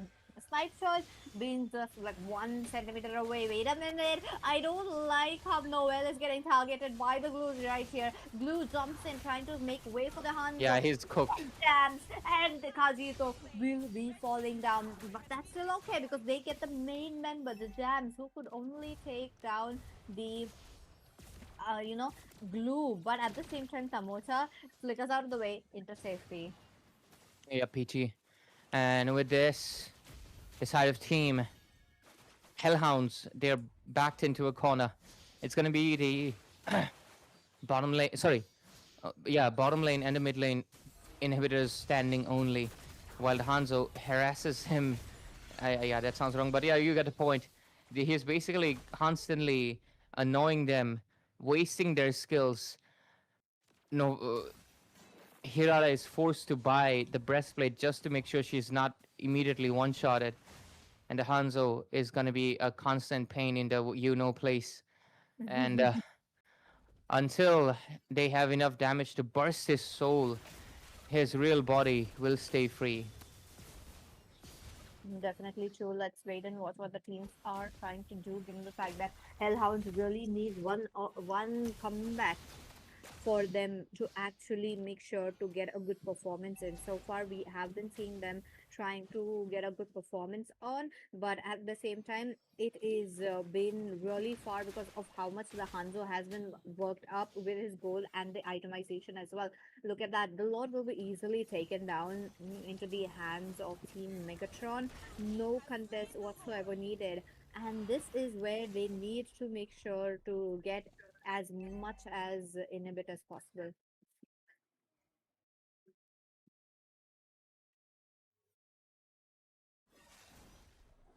Let's see. Oh, itemization wise, both the teams are actually doing good, in my opinion. And Melissa has completed her Trinity build, which is really needed at this point of the game because the maps is being painted blue very aggressively. Look at that. Immobilization comes in. There's going to be though trying to make way for the Hanzo once again. Zeni as well trying to be the secondary tank. Bakima takes away a turtle. They're trying to aim in for the turret as well. That's going to be the main turret that you're talking Oh, about. But the Lord dies down very okay. quickly right here. And Team Megatron will be working its way backwards. Oh no, they want to end actually. The minions are coming in. Oh, Bharat's forced to eat the Hanzo soul. Push back. Oh, Okay. Noel gets a very good set, but despite that, Meat finds one kill. The Flicker ultimate works so well. It's a 4v5 situation, but if Team Hellhound do push it, they need to give it all in, or else they don't have to do that. Yep, Peachy. A really good defense from the side of team Hellhounds. It does look like they really don't want this game to go at any cost. And that great set almost took Bakimut, but they were not successful. The Brody with the crit build right now. I've been seeing a lot of Brodies with this current build, going for the full burst crit rate instead of the old one, where they Mhm. go for the rose gold or breastplate or something like that akin to it. But anyways, mid side, lot of damage. Eats Oh, the the glue. Oh, he does eat the glue, but at what cost? Noel has to go back along with Jazz, with Tamocha. His, snipe comes in such a right time. There's going to be a bit of a flicker coming in from a safe play safe bang as well. But hey, it's not over. They do want to get over with the turret as well. Shiroyuki forces them to go back. The minion from the middle lane is coming in. Play safe bug. What is he going to do? They need to clear the lanes. They need to make sure, Kyril that survives as well. He's out of the way. But Kajito will be falling down because of the turret as well. But Wait, is gone. the base is just 1 inch away from taken down. And Oh, oh no my minion. goodness, they don't have the No minion. minion. They take down the Brody. Killing spree for play safe bug. They're not getting it over. And what a defense once again for the side of Team Hellhounds. It did need a little bit of luck, honestly. All he needed was one more just a minion to just stay inside the turret. But the moment the minion was gone, the turret finally got back its defense up, the damage reduction. That's the reason, you can't end a base without minions. The minions enable the damage, disable the damage reduction. The moment minions die and there's no more minions inside the nexus, it comes back with the damage reduction, and then you can't really end it in just one basic attack if you wish to. Okay. It's not over. Shiroyuki. Oh, he ate the real body. Yeah, we did. But then he comes in at such a perfect time. Winter Right Crow. now. He gets that. A shot is right there. This Hanzo. He goes in once again with his main body, trying to get Noel, but that is a bit of a far stretch that we are talking about. Oh my God. Tyrell, he's waiting. Oh my He's gonna God. get out of the way. He immunes at the perfect timing, and yep, he is safe for now. What is that item switch, Shiroyuki? Holy hell! Immortality, Winter Crown, then Rose Gold. Wow, he really does not want to die. And yeah, when you play like that, you are not dying, my friend. So this Lord, unfortunately, it's gonna go. Hirata, she did her best. Great from Hirata, by the way. She dodged so much on just 1 HP. Even now, she's just dodging everything she possibly can. But look at the Brody, he gets caught. Oh no, that's not looking quite good. Bakima will be taken down as quickly as possible. But Kajito, he needs to get back. He's still getting targeted as well. What are they going to do? Kajito is out, but what about Oh, the damage from Melissa finally. Yup, Melissa is definitely hitting a lot. Look at that. Lord is coming in, but at what cost? Now, there's like a mini comebacks coming in from the side of Team Hellhounds. Very low chances, but there is a chance. That's the biggest thing. Melissa over here. Okay, a lot of damage being dished out. Look at how tanky he is. Sustaining so much. Everything. But okay, Melissa gets glue on top. Uranus is coming from the other side. Melissa did her absolute best. Winter Crown coming in. Oh my God. They finally get Hanzo on the other side. Oh no. Immortality. Oh no. Oh my God. The item switch is insane. Definitely insane coming in from both the sides as well. Melissa! Melissa, Oh my- the region is insane, but Zenny, they might be taken down, and yep, that's gonna be the Melissa falling down. What about the base? The Jams had to Vexana can deploy the defend. guard just to clear those minions, which is crazy. That was some insane play from Play Safe Bang, honestly. Like, wow. He did not let get a... He was alive for almost a minute. As a marksman, that is just insanity. But now look at the base. Oh no. Base, I don't like that. Bakimat's still there, even though 50% of his HP could be really good, but no! Busted down by Jam! Perfectly right there. Did not have the flicker as well, so that was really not looking quite good. Zenny, there's no minions coming in. Top lane, there is minions, but it's just not enough because they do need Bakimat right here to end the game. Oh. Why every game going long, man? Teams do not want to lose at any cost. They want to win at any cost. Hirata 1 HP! Once again, there you go. They just want to push it on so much. Melissa taking them. That's the main lane clearance that they have. Jams really needs to be alive no matter what to clear those minions. I mean, the Lord is right there onto his disposal, but wait a minute. Shiroyuki, he goes in for Jams, but Zenny thus gets a kill. There's going to be minions coming in. Kajito sacrifices himself for the team, and Zenny is still acting as a bit of a tank. Evades the crowd control coming in from Shiroyuki, but wait a minute. There's going to be the minions. Thus is still alive. What are they going to do? Zenny taken down. And yet, there's no, the other team is not gonna end it all. Lot of minions coming though, Peachy. Too many minions. He Too wants, many minions. he wants Ah, to end the game. He gets the game as quickly as possible. Look at that. He jumps in. He pops his winter crown, knowing the team would be behind him, the enemy team. very long and exhausting game for both teams, honestly. Woo! That was really quick though. Like, I mean, not quick in the terms of the how big it went, but crazy enough, they get the game with just 2 to 3 lords, which is definitely very long. But Hanzo should be banned off. Yeah, man. Just ban the Hanzo. I don't know why these teams are letting go of the Hanzo.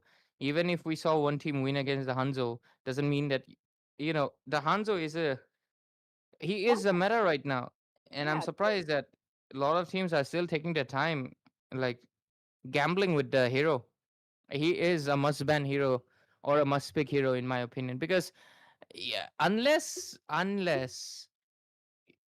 like you're completely able to gap him, which is hard to do because you can't invade a Hanzo. All it takes is five basic attacks. He'll take the buff and run away. That- That's what I do. Even if five people come to invade me, all I need is five basic attacks. I take it and I run away. That's the reason. You can't invade a Hanzo. That's what makes him one of the. I feel like a lot of people overlook the fact that, oh, he's tanky. Oh, he dishes out 15% HP based damage on his first skill. Oh, he can spam his ultimate constantly. He has a lot of regen. These are things that make him overpowered. But the things that make him, like, I believe, very strong macro wise is the sense that he's a hero you can't invade. You can invade a Fanny, you can invade a Ling, you can delay their farm, but you can't never invade a Hanzo, even if you go five people, because he can just hit five basic attacks. Unless you're playing Diggy, Nana, Selena, oh my goodness. they have they have enough early game damage to kill a Hanzo. Was going to be true, but oh my goodness, the way that the team actually went through with the Hanzo, when Hanzo was killed off, you were seeing Team Hellhound really making many comebacks. They were trying to get the game as quickly as possible, but at the same time, they needed a bit of an aggression. They needed a bit of a push, which they were not able to get, which is definitely not in their favor in the first game. But second game, hey, they still have a cushion to fall down, and they might be coming up. We might be able to see game number three because Megatron esports have been such a great contender for them, and there has been a little bit of macro gaps that we have been just seeing. I hope in the second gap, I mean in the second game, it's just not the same. Look at it, I'm holding invisible. It's so funny to see. Oh my Guys, god. look at it. It's a infinity stone. You can't see it. But yeah, jokes aside, looking forward to the game number two right now. Megatron did get it, but I wouldn't say this was a dominant win at all. It might feel dominant because of the fact that Hanzo snowballed, but it was pretty clear. As on one more mistake, it would have been Hellhound's game. So I feel like this game can go game number three, man. With how Hellhound was playing, the micro was insane on like play safe bang, honestly, as well as I mean Hanzo and Hirara, all of them, like the constant item swaps. It is insane with how much they were sustaining themselves with the three item switches. I really love to see when players can really show the fast hand micro speed. It's not just about being a fast Gushin player or fast Fanny or fast Ling. It's the fact that you really have that good decision making. You do not panic. You take a strategic, fast decision. I really like that. But anyways, are we ready for game number two draft? Let's go. Let's We go. are all ready. And what about Team Hellhound? They need to get a victory. They need to get 2 wins at least right here to get a win and be in this tournament. What are they going to do? Bans are up. We are talking about Marcel Atlas getting banned from the side of Team Megatron Esports. But hey, Hanzo does gets banned off. What about the Hirara? Hirara should also be banned out considering we don't have the Hanzo anymore. So Megatron, if they're smart about it, they will. I mean, not smart about it. Sorry, that sounds wrong. But they can honestly ban out the Hirara. But Mhm. then there is an issue like a lot of other heroes will stay open. But okay, Megatron is sorry. Hellhounds are the ones who are like, hey, you know what? We don't want to do any trade off because there's a chance you leave a hero open like the Paquito or Beleric or anything, and we don't want to do any trade off. And we don't want to pick up the Hirara and get countered because there's a chance they can pick the Barats, who is a counter for the Hirara. So you're just gonna be like, yeah, let's not pick and let's not let you pick either. Oh, that's going to be the case that we are going to see tonight, but a lot of emphasis onto the junglers as well as tanks has been equally I am a placed daughter of right here. So that Northernvale. means the I teams swear to will protect it till be my trying last to look breath. forward to something different though with the junglers. Kind of curious to see what it is going to be. But other than that, Freya thus gets banned off, but not a Eudora. What is Hellhounds going to do? They just gotta be aware because there's a Paquito open, Barats open, Belric open, Yudra open, a lot of things open right now. And it's gonna be really hard. Whatever they pick, the other side gets two. That is true, but look at them. You They should be go for ashamed the for not trusting Eudora. yourself. That was Team something is picking. expected. There you go. Eudora is going to be one of the picks that we are going to see tonight coming in from the side of Team Hellhounds. But there is a rise of Novaria, which I'm liking. So I do feel like that's going to be the similar case tonight. Hmm. Eudora. This should be a Barats and a Paquito immediately. But they do need a pure marksman though. I feel like they would love to play those that kind of composition, especially Bakimar. There we go. Paquito, Barats. Oh, okay. They like Your Uranus team instead. is picking. Oh, not bad. Esma, Beleric. Come on. Oh, let's see if they do go for those kind of heroes or not. But before Yeah, that, you gotta, bro. That's two shields. that is true. And that is Hey, going not to CC. uh, Esme. Okay, looks like they are still, thinking about it. But hey, that's such a perfect hero that we are looking at. But other than that, the The team end of one thing can is the maybe going beginning of in another. for a tank right here. Oh no, that's gonna be an EXP. Hey, Beleric. Love Beleric. is like blood. Your That's team odd. is picking. Oh I no. mean, didn't they just played Beleric and he was the reason they were able to defend? The falling stars Yeah, brought but us not here. Your quite team sure is what banning. happened there with this pick. But hey, Novaria is gonna be It's Summoning coming a back. Carmilla command. jungle, yeah. Your team That is Fanny ban banning. is weird. I think Megatron should be able to predict it's a Carmilla jungle. Sorry. I guess not much, But yeah, these days, if you play in tournaments, and there's a Uh-huh. Carmilla getting prioritized, it's most likely jungle. I feel like Yeah. because she's supposed to throw people off, rather than I don't see like really good teams picking Carmilla in the roam at all. She's So always a bait. that's true, though. That might be it for right here as well. But let's wait and watch if they do change their minds or not, because that could be quite Your team is possible with banning. how they are playing it. So let's see. Once again, we are talking about Glue getting banned off that means there's going to be no Vixana pick right here. And, even though Vixana had such a good time clearing it out as well, but now they will be needing a lane clearance. They can't just put everything onto the marksman though. Welcome to the greatest magic show of all time. Your team is banning. So let's see if that happens or not. Another jungler does get banned off. That's going to be the Harley you're talking about. One last ban from the side of Team Hellhound before they go to the picking phase.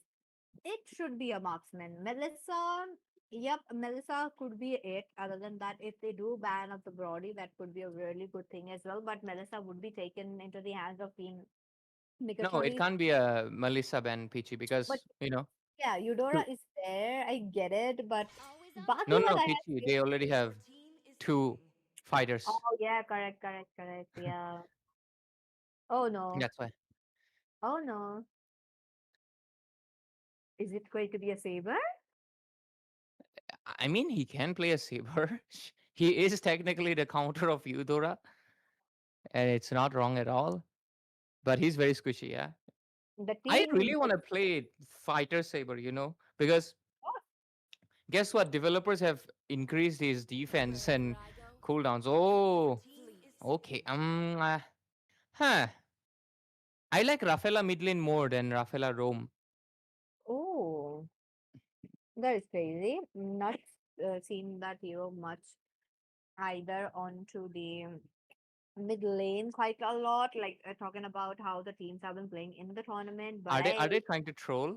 no. Because Kyrie already has Carmilla, or was it their plan all along to play Carmilla Rome? That could be it, though. I have a feeling that they are trying to bait it off. Melissa, a bit of an expected pick right here would be coming in. Yep, they did lock it in. But the jungler, Melissa jungle is not, not Melissa, but Carmilla jungle is not bad. But they do Okay. go for a Ling. Is this because they saw the Rafaela Rome and they changed their mind? I guess.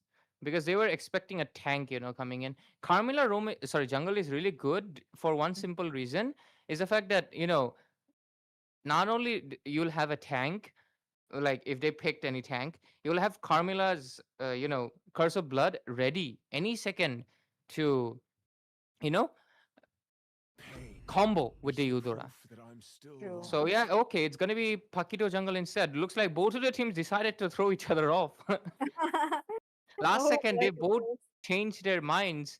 And makes sense, because Paquito jungle, Paquito goal, yes, he is strong. He cannot get taken by the Ling, but at the same time, you do need someone to lock on the Ling.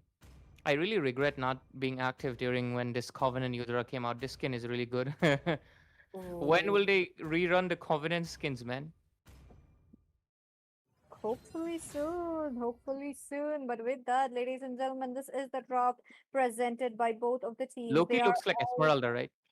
yeah, it's very, very similar. Like, I love how the themes have been very constant and it has not changed a lot.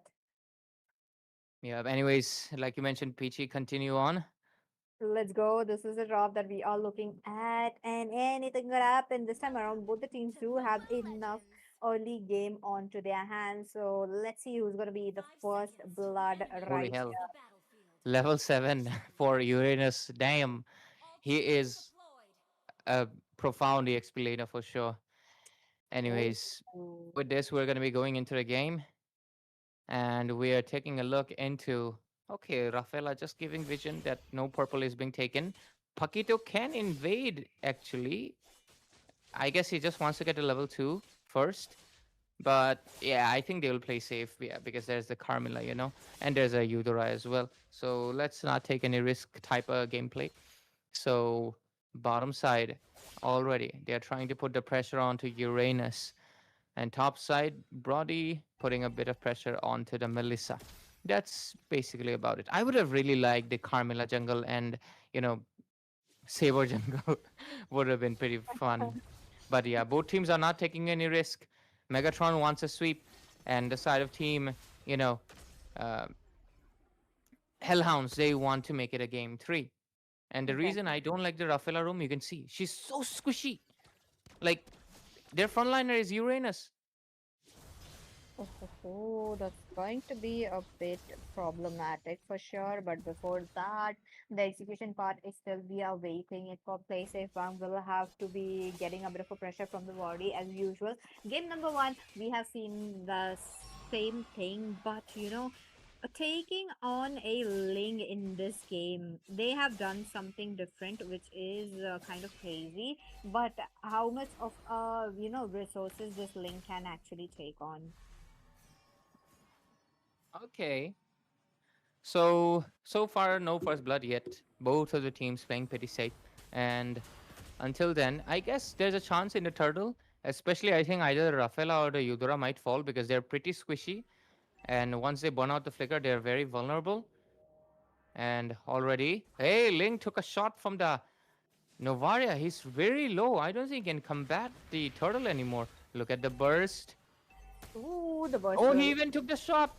Yep, he did. And But Bakimat gets offside. first blood. No, will be taken down. That's going to be true into the hands of Team Megatron. Already taken up. Shiroyuki goes in for the turtle. He does have this retribution, so that's going to work out very well. And he gets the turtle right there. You know, Ling does get jabbed on at the very wrong moment. Was not able to pick up his blades as well, so that did not work out. But jams will be taken, and they're going to go for Super Yui as quickly as possible. Pops the Purify right on time. Thus gets the movement speed, but the team is trying to push Super Yui. This is your chance to go back, and you just lost it.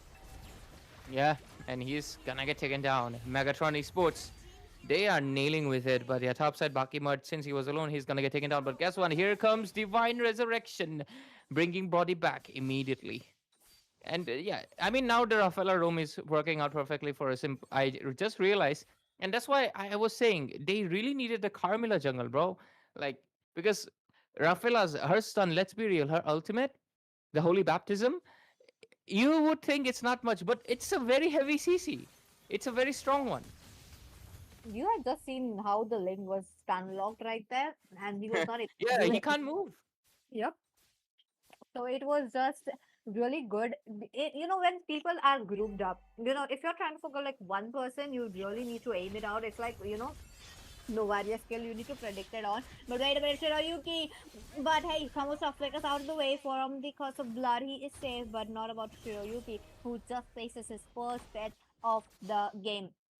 Top lane, there's been really heavy damage coming in from Baki Mard as well. He has been farming up really great against Play Safe Bang, despite him being taken down already once, which is the same case for Play Safe Bang as well. But the level difference is something I don't like already. Yeah, level differences are something that is more even important than the gold in a lot of the times, because level gap can create damage differences, because levels help you get scaling, defense, and attack, everything. Gold can get you an item, but the level differences are what's really important right now.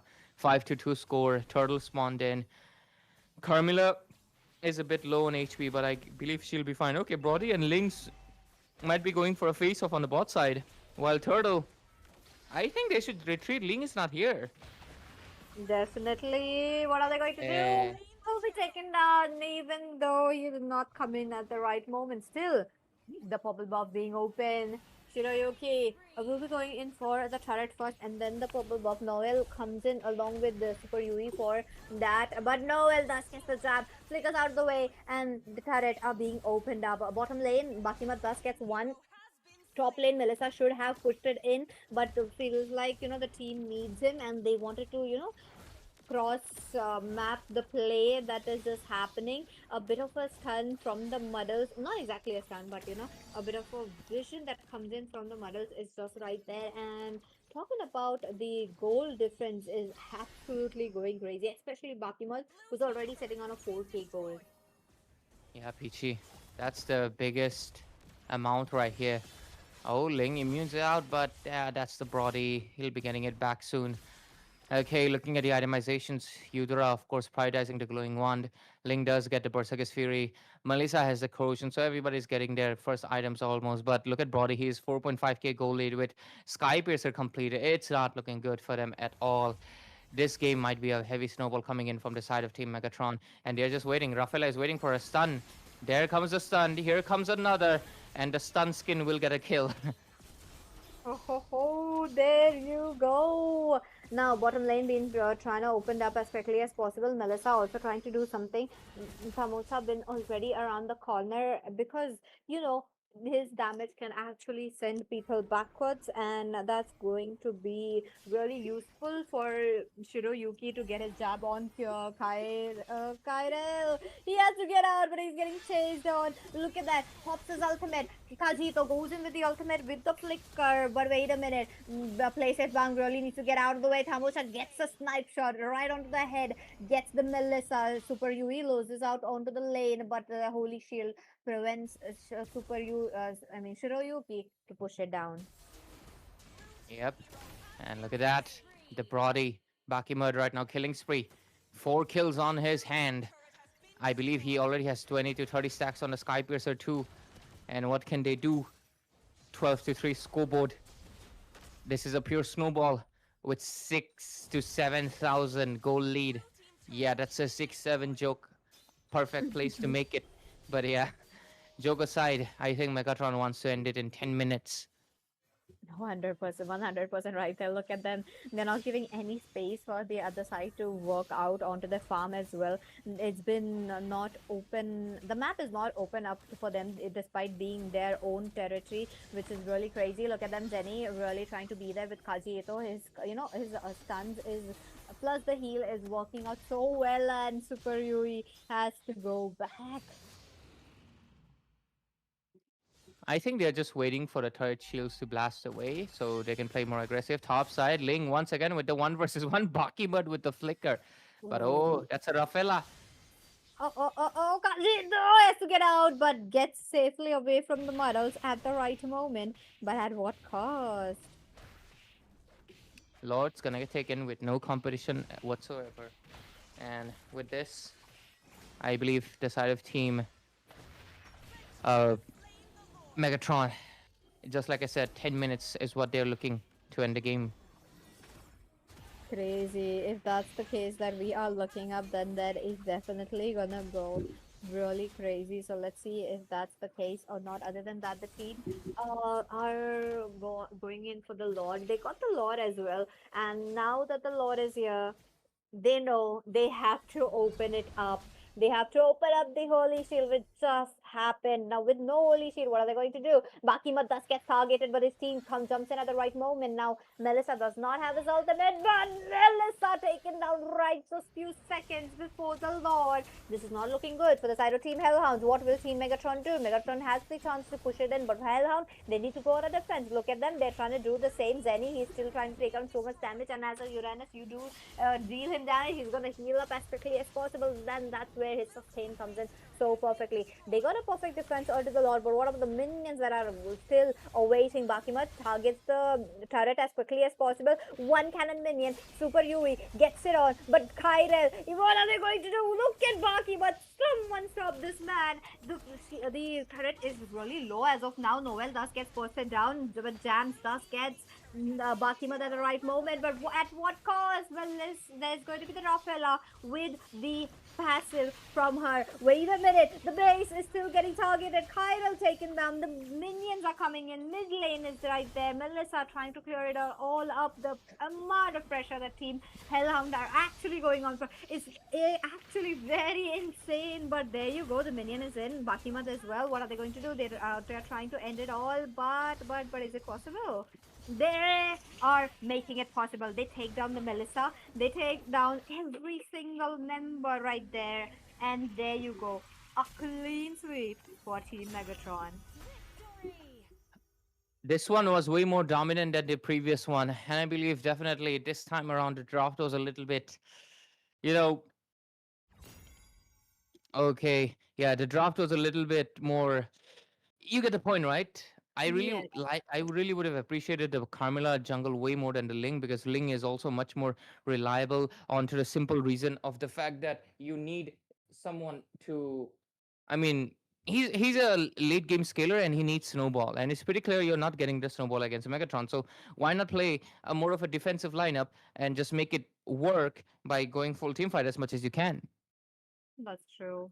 Now again, with the link as well, you were expecting a bit of a split push happening, a bit of turrets going down, or possibly you know, beautiful objectives getting stolen. But it was the possibilities of Link doing that was absolutely zero in that game. That was a game where, despite having such a great draft from Team Hellhounds, they were not able to get it all onto their hands. They were trying to do the same, but it did not work out. Yep, it did not work out at all, Peachy. And with this, congratulations to Megatron Esports for getting a 2-0. And we're going to be coming back with another match. We still have two BO3 series left, ladies and gentlemen, so make sure to stay tuned on the channel. We'll be back with Digital Battlefield 2026 by, of course, Northeast Sports Foundation with another game to entertain and another two teams contending for the finale. We'll be right back with a short little break.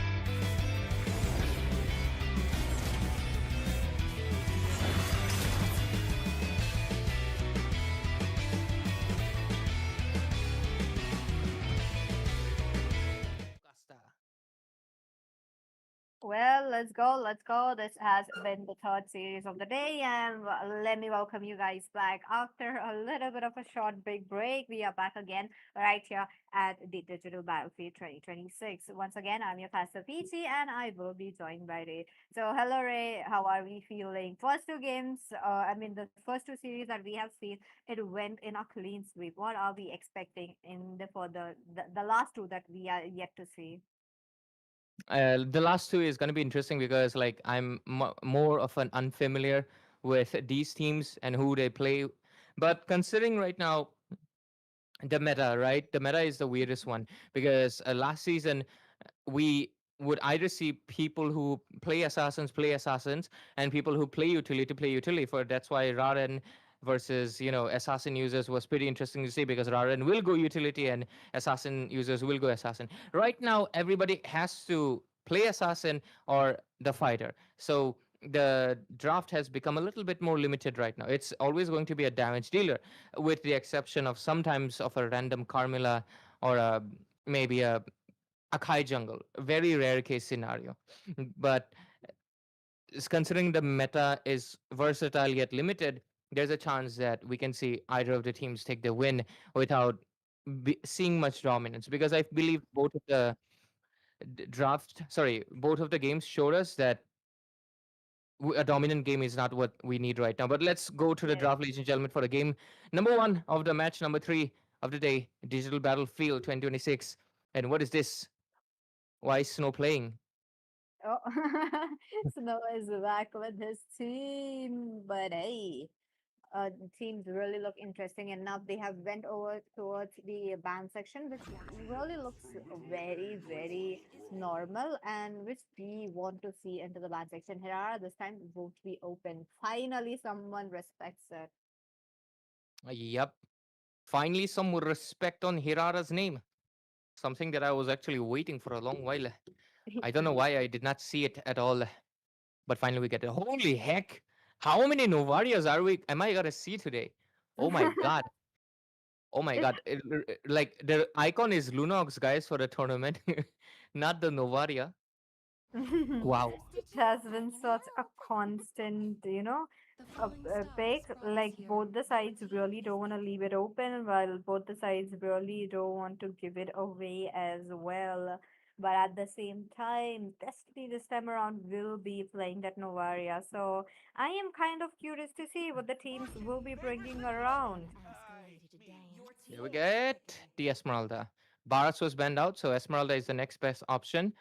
UNS still stands open. I guess if they want, they can go for him. Pakido is open as well. So yeah, Esmeralda even makes more sense considering,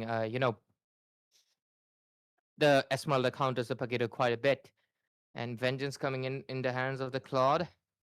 And for now, I believe mm, they can pride as a jungler if they want right now. That is true. That is definitely true. But at the same time, if they do pick up a jungler, that means that a bit, EXP lane would be limited for them under the second phase. So, yep, that's going to be a EXP pick coming in. But a Melissa, though, like picking a Melissa that too against a Bellaric is kind of crazy to see tonight. We've seen it a lot, Peachy. Like it's crazy. Yeah. Usually, yeah, you'd not pick up an attack speed marksman. But anyways, way to go. Comeback esports. Your name says comeback, but will you start off with a domination? I'm really interested to see that thing. And yeah, the Atlas was open, but I guess Valentina is a thing, and there's already a Beller kick and stop you from using your ultimate. So I guess with all those things considered, yeah, it was a good option to not go for it. On to the other side, they ban out the Selena. Oh. Interesting.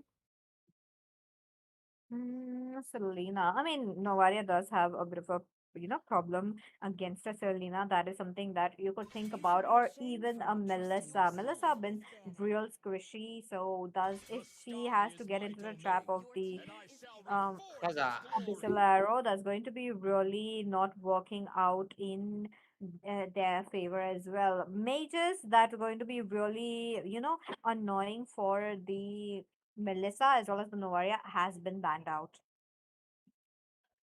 Yeah, looks like they didn't want any mages that could annoy her. And I'm surprised.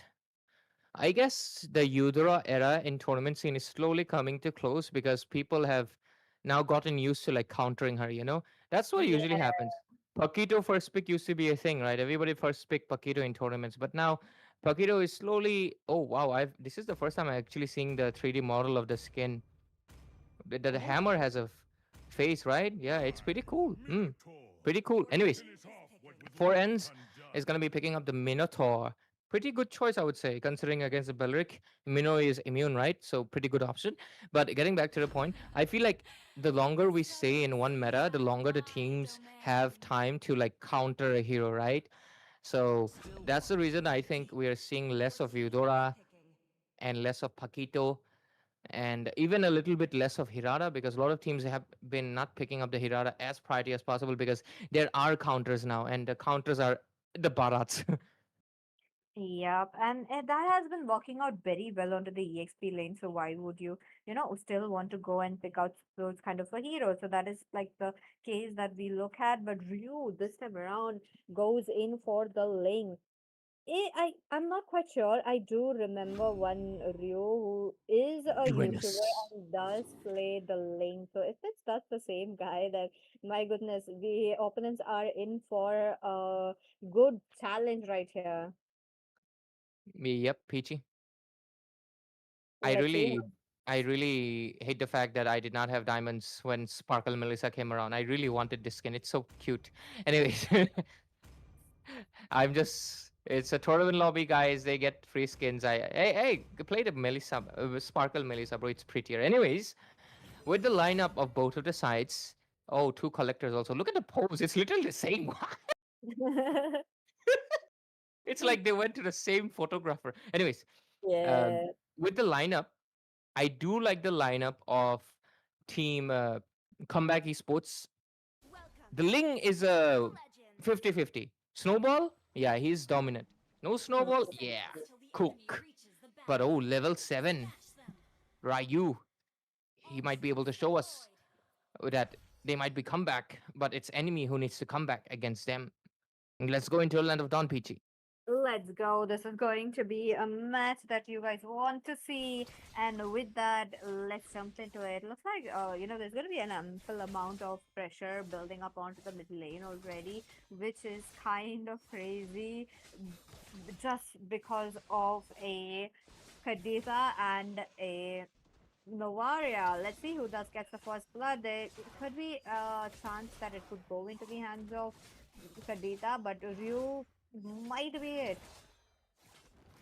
Kadita won't get the first blood until level 4. So Yeah. before that, the chances are for, I guess, Paquito can give it a try, or even the Uranus if he rotates towards the mid side. But other than that, yeah. Unless I guess the Melissa has a chance. She is pretty vulnerable because she is using Purify instead of Flicker or Inspire. So if Link comes in, the Purify is not gonna help, you know? Look at that. Yep. Maybe I'm right. Is it? Oh, oh, Is oh, it? Yeah, I oh, was right. oh, Kadita gets the first blood mono. Not even level 4, but that's gonna accelerate her getting to level 4 as quickly as possible. That was definitely very quick coming in, but at the same time, taking down the Melissa as a first resort right there is gonna work out very well. Yep, PG. And wow, this time my prediction worked out well. But yeah, this is why actually, like Melissa, I feel like she's one of the rare marksmen. I feel like you don't really want to purify, you know, because she has a lot of dashes, right? She has a lot of dashes, but I feel like Aegis would do you better.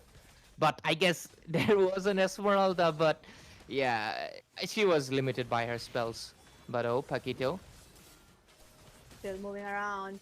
Views 50% is HPL. Will Leo be able to do something? There's gonna be the retribution plus the Tempest of Blade. Blade's already picked up being such a risky position. And still, no casualties. Okay, so far looks like onto the top lane as well. You do see a bit of a pressure building up for Snow. And Riley, though, does get level 4 just Hey, and the snipe I thought perfectly. that wouldn't hit. Yeah, and I thought so as well, but then that was definitely really lined up very well. But there you go, that is going to be something that we would be seeing. Other than that, I do need some fights. Look at that, hot shot really trying to do something right there against the Esmeralda, but that is just them not trying to fight at all. Yeah, Peachy. And with this, we're seeing only one kill so far. The teams are playing pretty safe. Four ends. They are also keeping their good distance, making sure they maintain their safety. And towards the top side, both of the roamers are level 4 right now. And it's going to be interesting what happens as we continue to move forward. Oh, top side. Oh, Akril might be coming in for Asta, but wait a minute, Ryu, he doesn't spot it. Minotaur still pots up his ultimate despite, being quite low, gets an acceleration on his heels, but Ryu still right there around the corner. Will he be able to get Melissa? But not quite sure. Oh, then he jumps in, he creates an opening for Ryu, and there goes Riley. There's a bit of a tempest of blade getting Riley so quickly. But Zendo, he was like the secondary tank right there, and he served his purpose.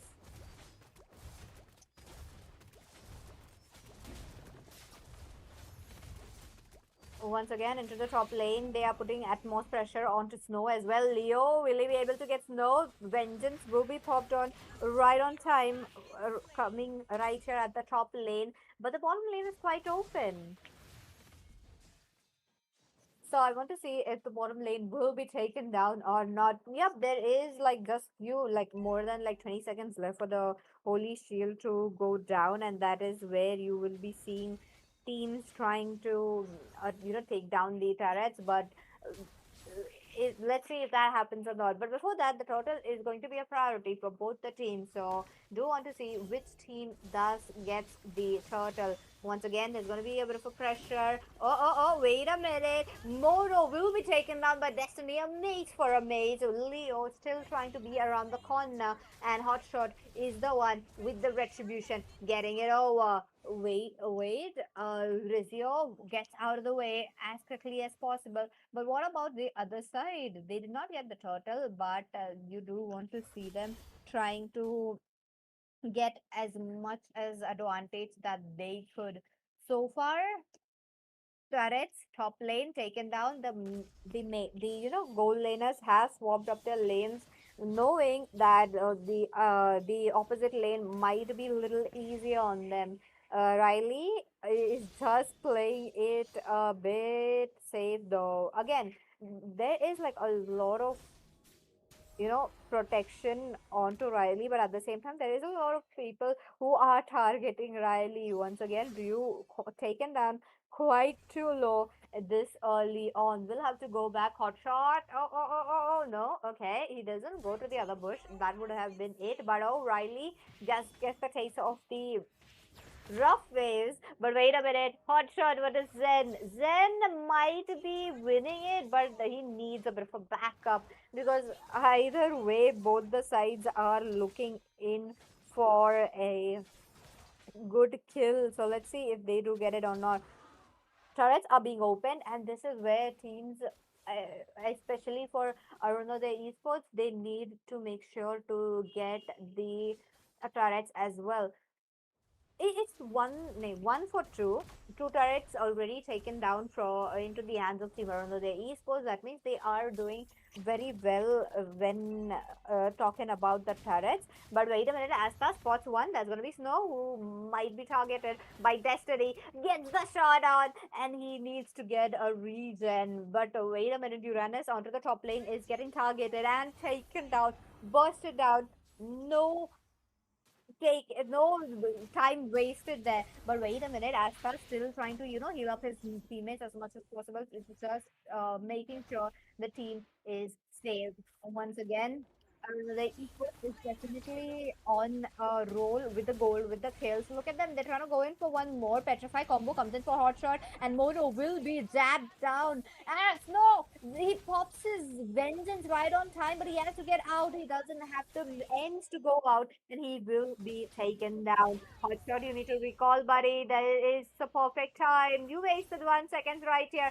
Zed will spot you off. You do have the enough mobility to get out of the way. This is something that I'm looking forward to. But Ryu goes into the temperature blade, gets hot shot. Leo is right there on the corner. They want to make sure there's enough amount of taunt onto Leo, and he will be taken down. Possibly, no. It is just Rizio trying to taunt them out. Split push has started up by Ryu, and I'll have to see how the teams will be working around the turtle. Under a minute, you will be seeing the Lord coming up, and that is where the real deal actually jumps up for these teams. Once again, there's going to be a bit of a pressure onto the mid lane. Mono dodges that, like, unexpectedly, but hey, it is still not over. Zen jumps in, but it's just a diffuser. The team doesn't want to go in, like, properly as well.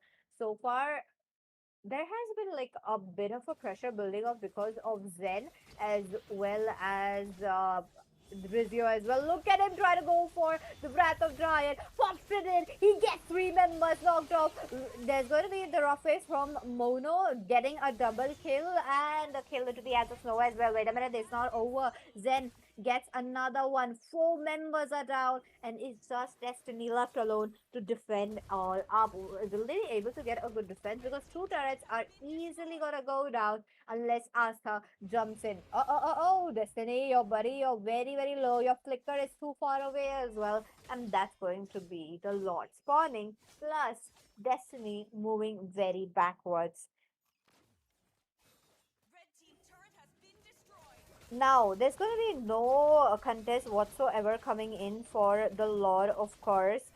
There, team, red team is just trying to, make sure to lose it up all as quickly as possible. But at the same time, they need to go into a very good defense. Plus, they would have to try to make sure to not, lose it all up as much as possible.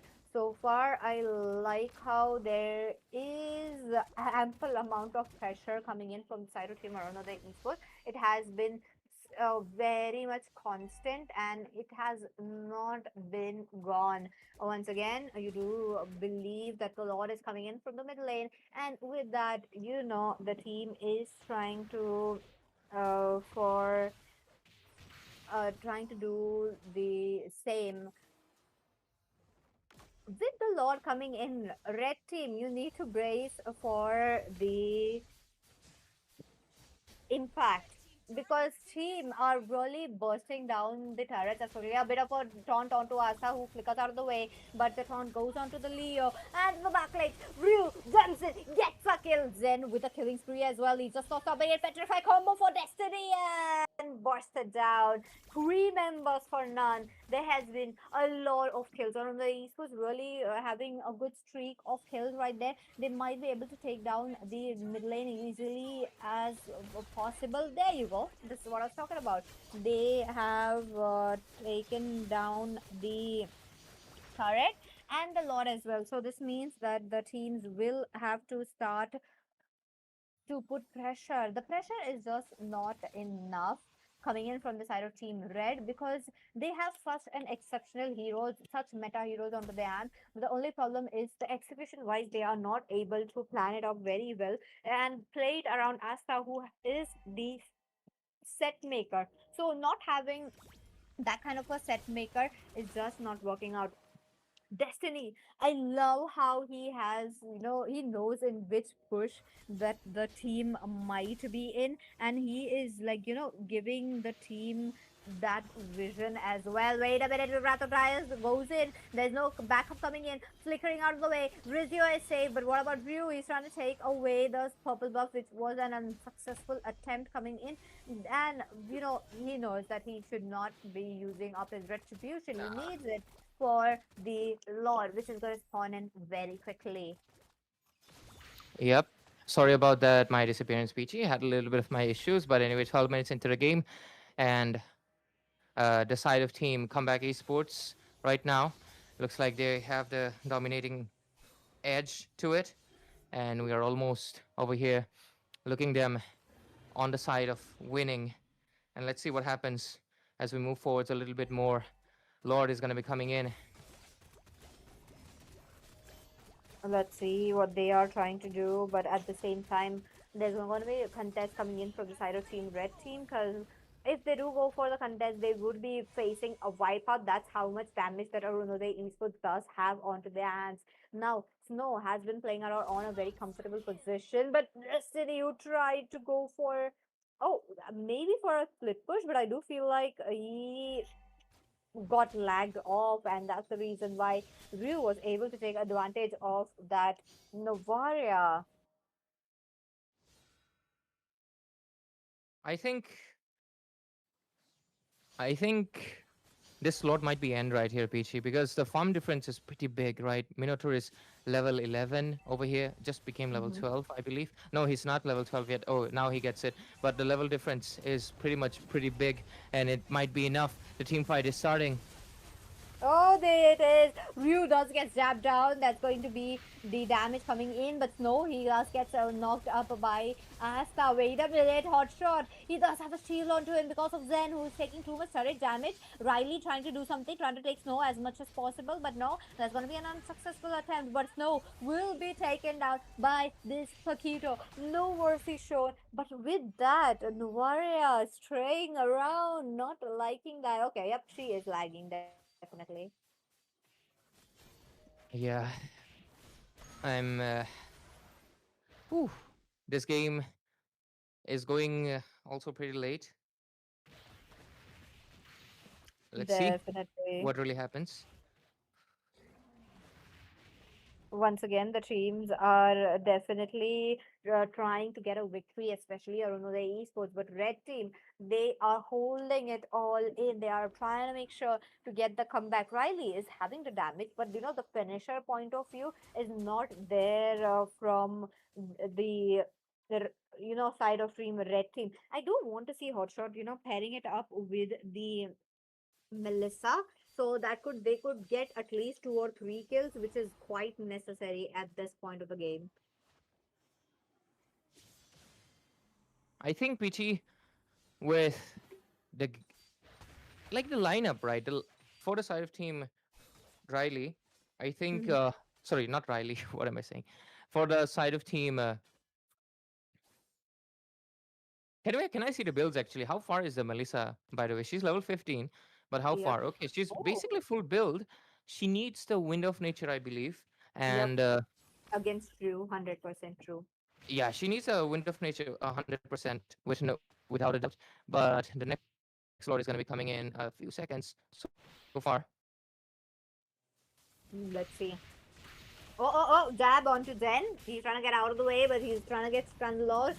They go in with the flicker Asta. He's trying to get Zen, but so much, ultimates already have been used. The Blue goes in with the Tempest of Blade, trying to get the Melissa, but we'll be getting out of the way. This is what I was talking about. There is no finisher coming in, but Snow taking a serious damage and gets out of the way at the right time. Mono, on the other hand, tried to make a back lane play, but hey, getting Riley down is a way to go. Now, Red Team will have to think about their finisher. They need to think about the damage because Hotshot will be around taking down the Lord as well.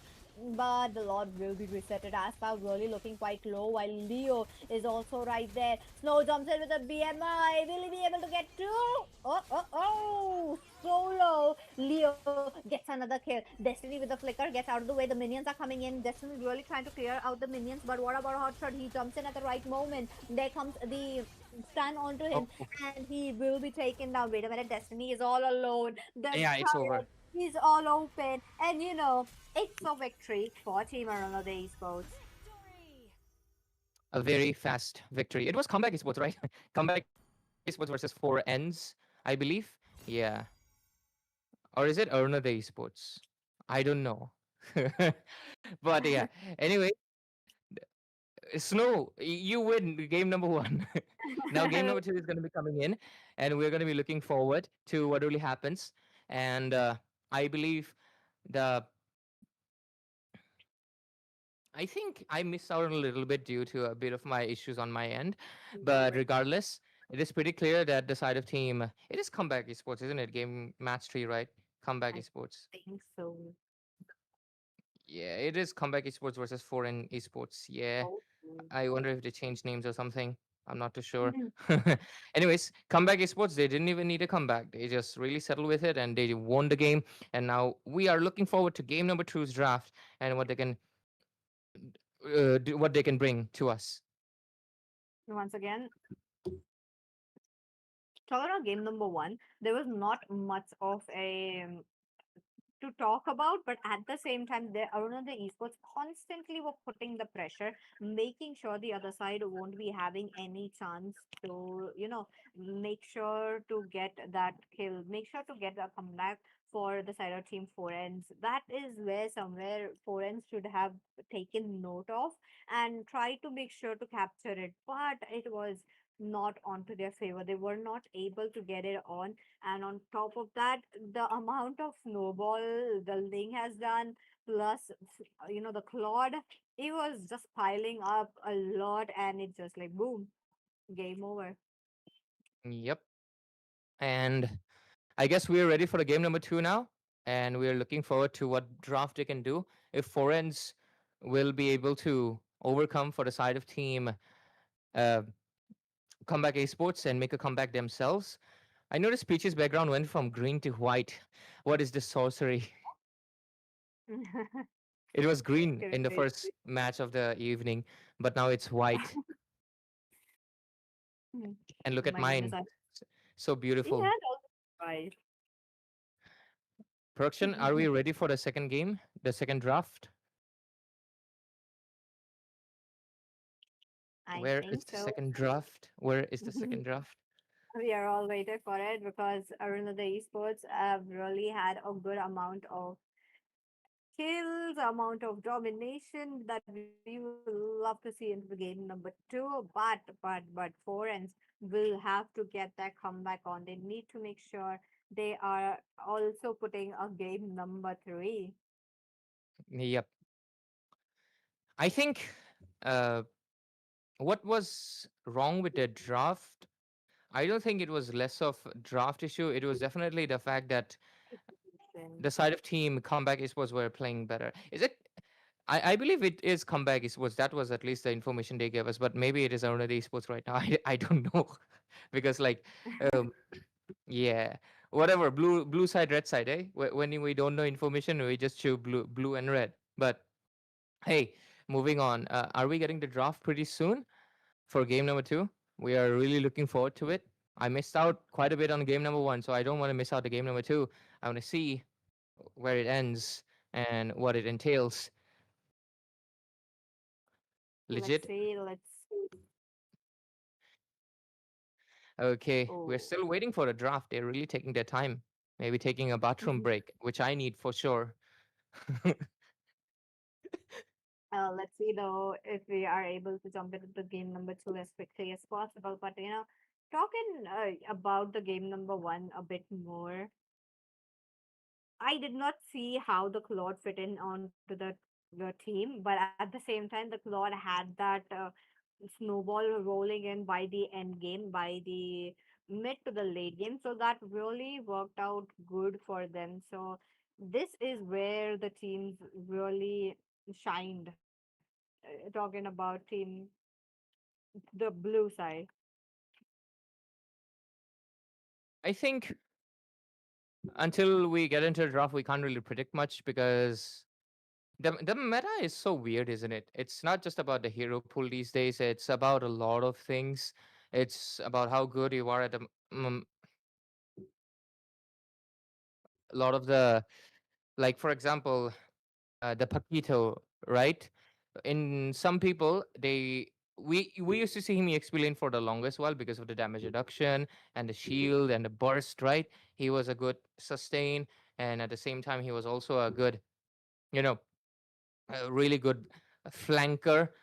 Like he could flank and kite to the backside and really take out your squishies before you even have the chance to flicker away. That's how strong his burst was. And right now we're seeing him in the jungle instead. Teams are prioritizing Yeah. to play him more as an objective taker, but at the same time, they want him more active into the fights instead of like playing in the. And I guess now we're finally ready for the draft. Let's go for it. Let's go. This is going to be the game number two, and this is where we'll get to know which team will have a winning streak onto their hands. If it's going to be a clean sweep, then the trend follows right from the game number series number one. But if it doesn't, then my goodness, what a role that we would be seeing for tonight. Bans have been already done. That was definitely very quick coming in from both the sides. I love how the Novaria has been finally getting respected and no more Novaria game. Yep. And I believe over here, foreign, since they have already drafted for banning out the Hirara and Novaria like that, they can prioritize the Paquito over here if they want to, and or maybe even the Esmeralda if they want to. Oh, I almost forgot about this guy, the Hanzo, which was a massive threat for the first two games that we saw today, and now he's making a little bit of a comeback. And now for the side of comeback esports, I really like Kufra by the way this season. This dude has insane amount of damage by the way. Thunderbelt, Cursed Helmet, get a few stacks, Dominance Ice, and Oracle. You have enough hybrid defense that the Thunderbelt hits like a truck with your passive. You know, when he throws out that thing. I forgot what's Oh, his passive called, but yeah, it's so strong. You know, you can actually take down any marksman or mage by yourself. crazy. This is something that we are definitely expecting this game as well. So let's see how that is going to work out. Hanzo is going to be first pick right here, and to counter that, they do need a bit of an assassin, and I feel like we might be getting that. Look at But the amount of crowd control, Peachy. Like these two heroes alone. Oh my god. that is going to be definitely a lot that we are seeing. But hey, let's see how it goes. Esmeralda is going to be another option right here, and along Riley going in for Melissa round two. That is going to be interesting, but at the same time, Snow was able to counter a Melissa with a Claude. Yeah, and Claude is still open, so Claude should be his option. Eh, Is the proof that I'm still Brody alive. again. Can I still see more Claude man? Kaja is open by the way. I'm Oh, surprised. I'm surprised actually Kaja was not taken. Yeah, Kaja would have been pretty good. Anyways, they're gonna ban out the Minotaur. It did cause them a little bit of issues last time, and they can just ban him out this way. No issues for them. true. What else? What else are we looking at? I guess mid laners. Yeah, mid laners. Both sides don't have their mid laners. Eudora was open. It's funny. We are not seeing Eudora dominance in this tournament. We're seeing Novaria being the power pick. Devotion is not just That is about true. That is it is definitely who true. we Which is are. right there. Now again, finally we got one hero that is like a proper counter towards the Melissa. But back onto the bans, a lot of crowd control tanks have been gone. Melissa gone.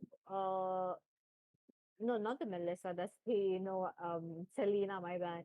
But what about the Eudora? I feel that the Eudora should be respected too if they are going in for a mate streak. But no, that is going to be Ruse, maybe a signature pick though. Fanny, they are not taking any chances.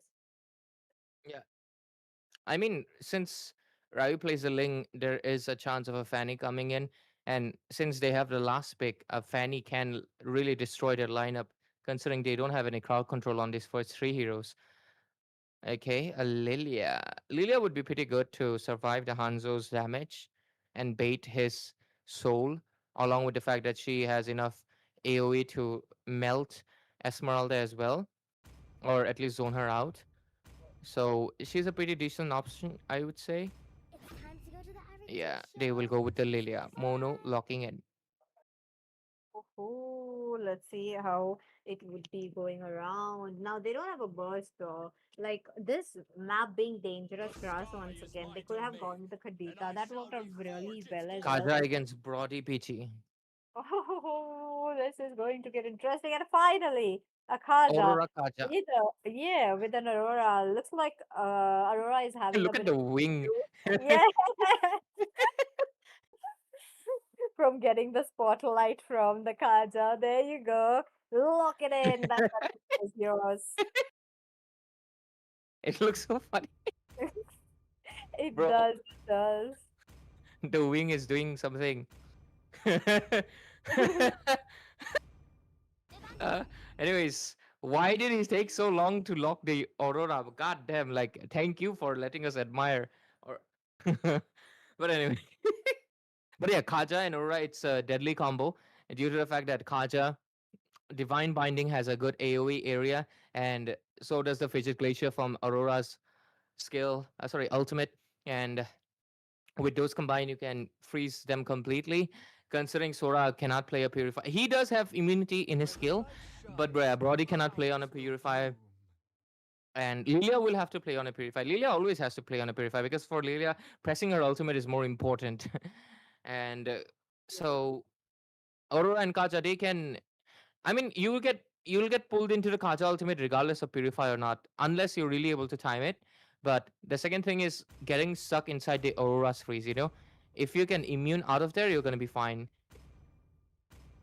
That's true. So let's see if they are able to, get the damage in, but at the same time, this is the drop that both the teams are going in. Once again, for Riley, they have taken out the Lilia, which is really good because, hey, the Lilia is going to be real annoying, and Lilia has the chance to reach up to Riley as quickly as possible. With that, ladies and gentlemen, into the line of dawn. Here we go. This is going to be an interesting match to watch it. So let's see if this goes in a clean sweep or not.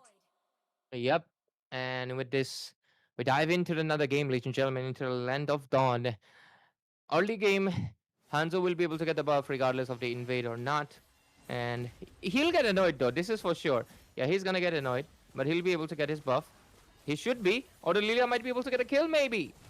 Wow! Oh, there you go. Hot Early shot. game Take damage. it down. Yep, no time wasted right there. And this is the reason why I see they have taken up a Lilia and not something else, but Destiny jumps in with the ice, gets Lilia for the Yeah, revenge. the issue was definitely Peachy. Kaja was nowhere nearby. Like, he should have seen, like, hey, my jungler is getting invaded.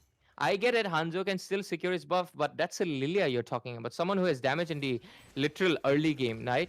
Level 1. She went in with level 1. Did not even wait for level 2. That's why, like, the invasion was very unexpected. But I want to be real with you, Peachy. Taking down the Hanzo doesn't really mean much. He will farm.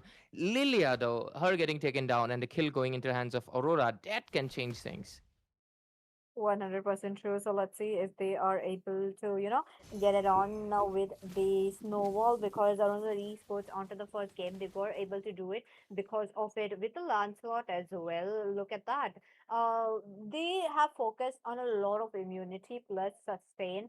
So I'm kind of curious to see how they are trying to get, by the time that too against a Hanzo. Oh, Leo, he does get targeted. That's going to be too much damage. Four members onto the top lane, and yet they are up for a chase. But the chase won't be for too long because the turtle is here. Okay.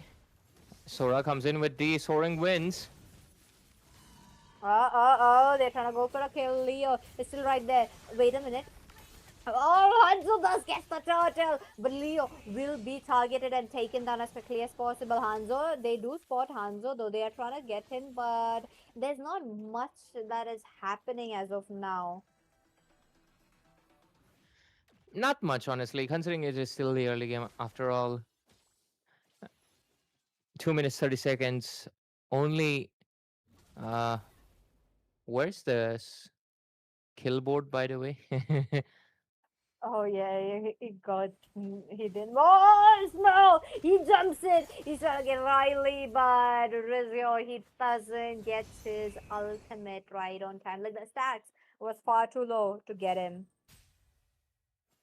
Yep, 1 for 2. I mean, sorry, 2-1 score basically. And the side of team Comeback Esports is doing pretty good. But I guess since there's a Hanzo, they can never be too safe.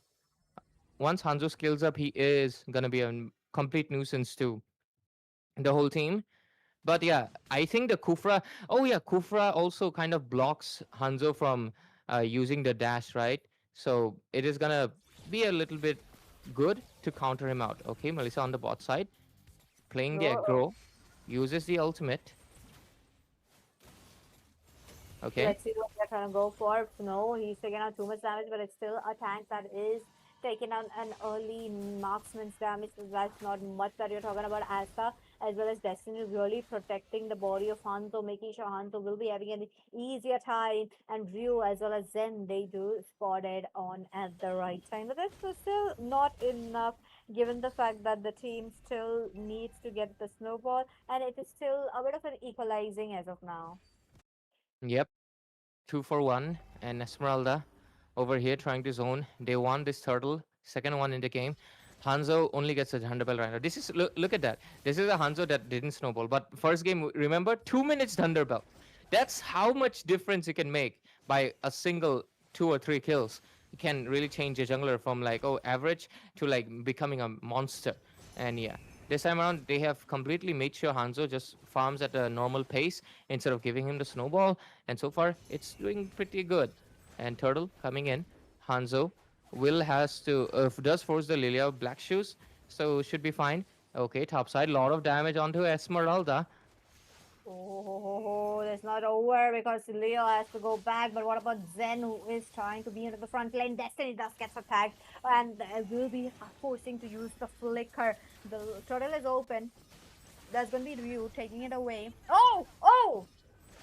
Good retribution coming in from this Hanzo. He does get the turtle against a Lancelot, which is definitely bonkers that we are seeing Hotshot goes in once again. But no, there is going to be Asta who pulls into such a perfect time. But no, Destiny was not there.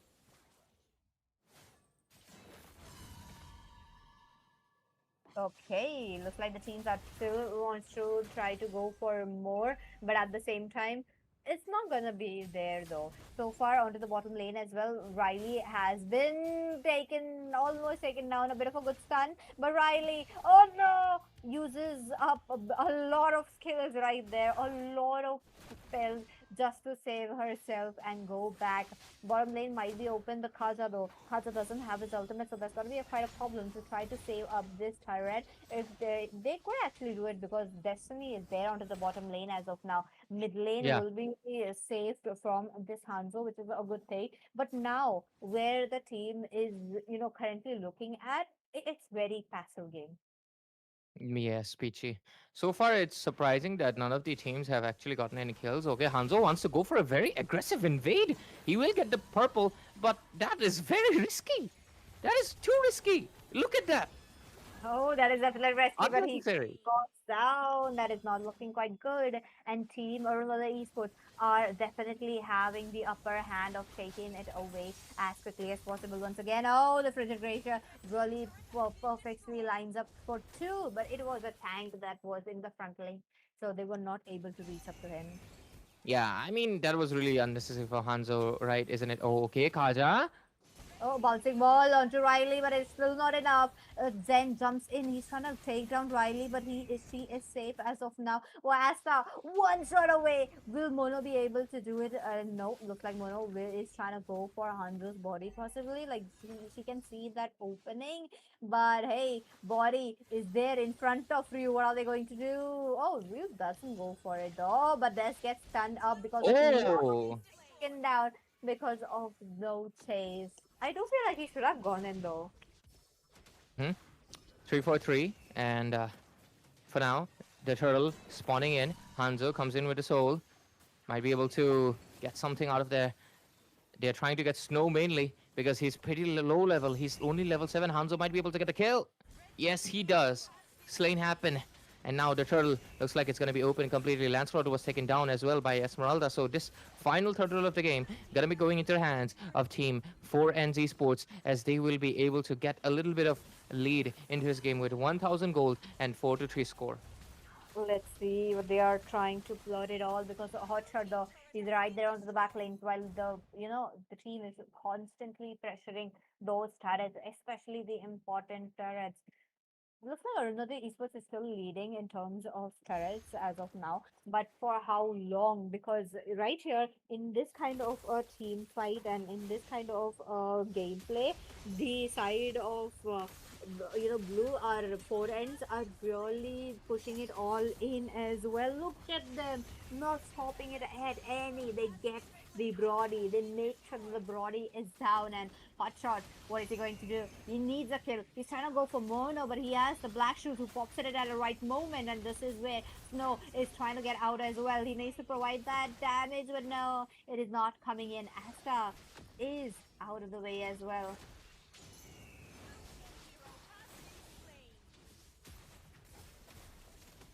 Okay. Looks like, the team fights have not been stopped, and the team are constantly in for a fight.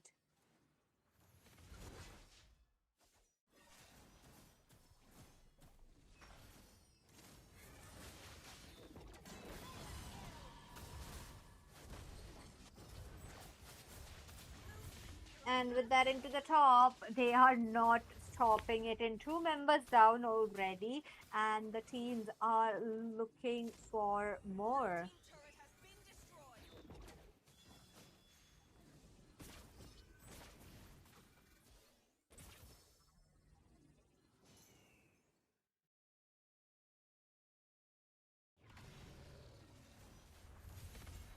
Looks like the Lord will be spawning in. Sorry about that, a bit of a network issue on my end, but hey, we are back, and this is where Team 4 End are also trying to look for the Lord. Now, Hanzo, with sneaky retribution, he has been doing it all. So even if the team doesn't provide the space, he can actually do it. So let's see if that happens or not. Zen goes in for a bit of a damage, going for the Leo, trying to stun lock him. But Asta is there with his ultimate. He pops it in at the right moment. Zen still surviving it all, but not for long. Frigid Glacier right on time. And this is where Snow gets busted out along with Zed. There's no front lanes into the hands of Team Arunada Esports. They're trying to go in for more, but there's going to be more coming in from four ends because they are the ones winning out this team fights, and they will be the ones taking out the Lord unless Ryu gets a very good sneaky retribution in. Let's see, Mono does gets attacked by the Hanzo on the back lanes. Black shoes will be available, but even if before that, there's going to be the Purify in. Hotshot will be taken down, and the Lord goes to be as a Ryu. Will Ryu be able to get out? He's still Ooh, now that one shot away. damn. Riley gets the kill. Ooh, that was honestly, this is going pretty kind of bad for the side of comeback esports. They got to look for a comeback this time around. Okay, Sora trying to do something, but he's taking a lot of damage himself. He's in the thunder form. That is true. They're still not over. Leo thus gets a bit, trying to do something right there for the team. Pops up his Purify right in time to get out of the way. Once again, Rizio, he's stuck in a very bad Oh my position god, and will Esma. be taken down. Stuns from the side of Team Blue are really good. Yeah, the Kaja Aurora combo is extremely strong, along with the fact that they have a Hanzo that can constantly kite and annoy the heck out of them, and the Esmeralda. Like the Sora, he's good, but he's not good enough as a to counter to Esme, and it's pretty clear and visible right here.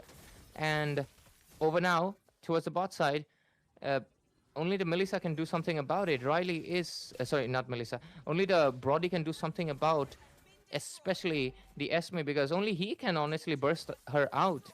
Rest, I'm not too sure about it.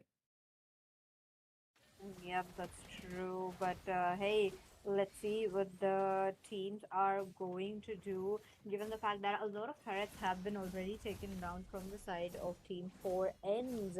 Once again, Riley is having a good streak though with the kills. I really like that. The snowball potential plus uh, the graph of the damage is definitely going up. especially Peachy.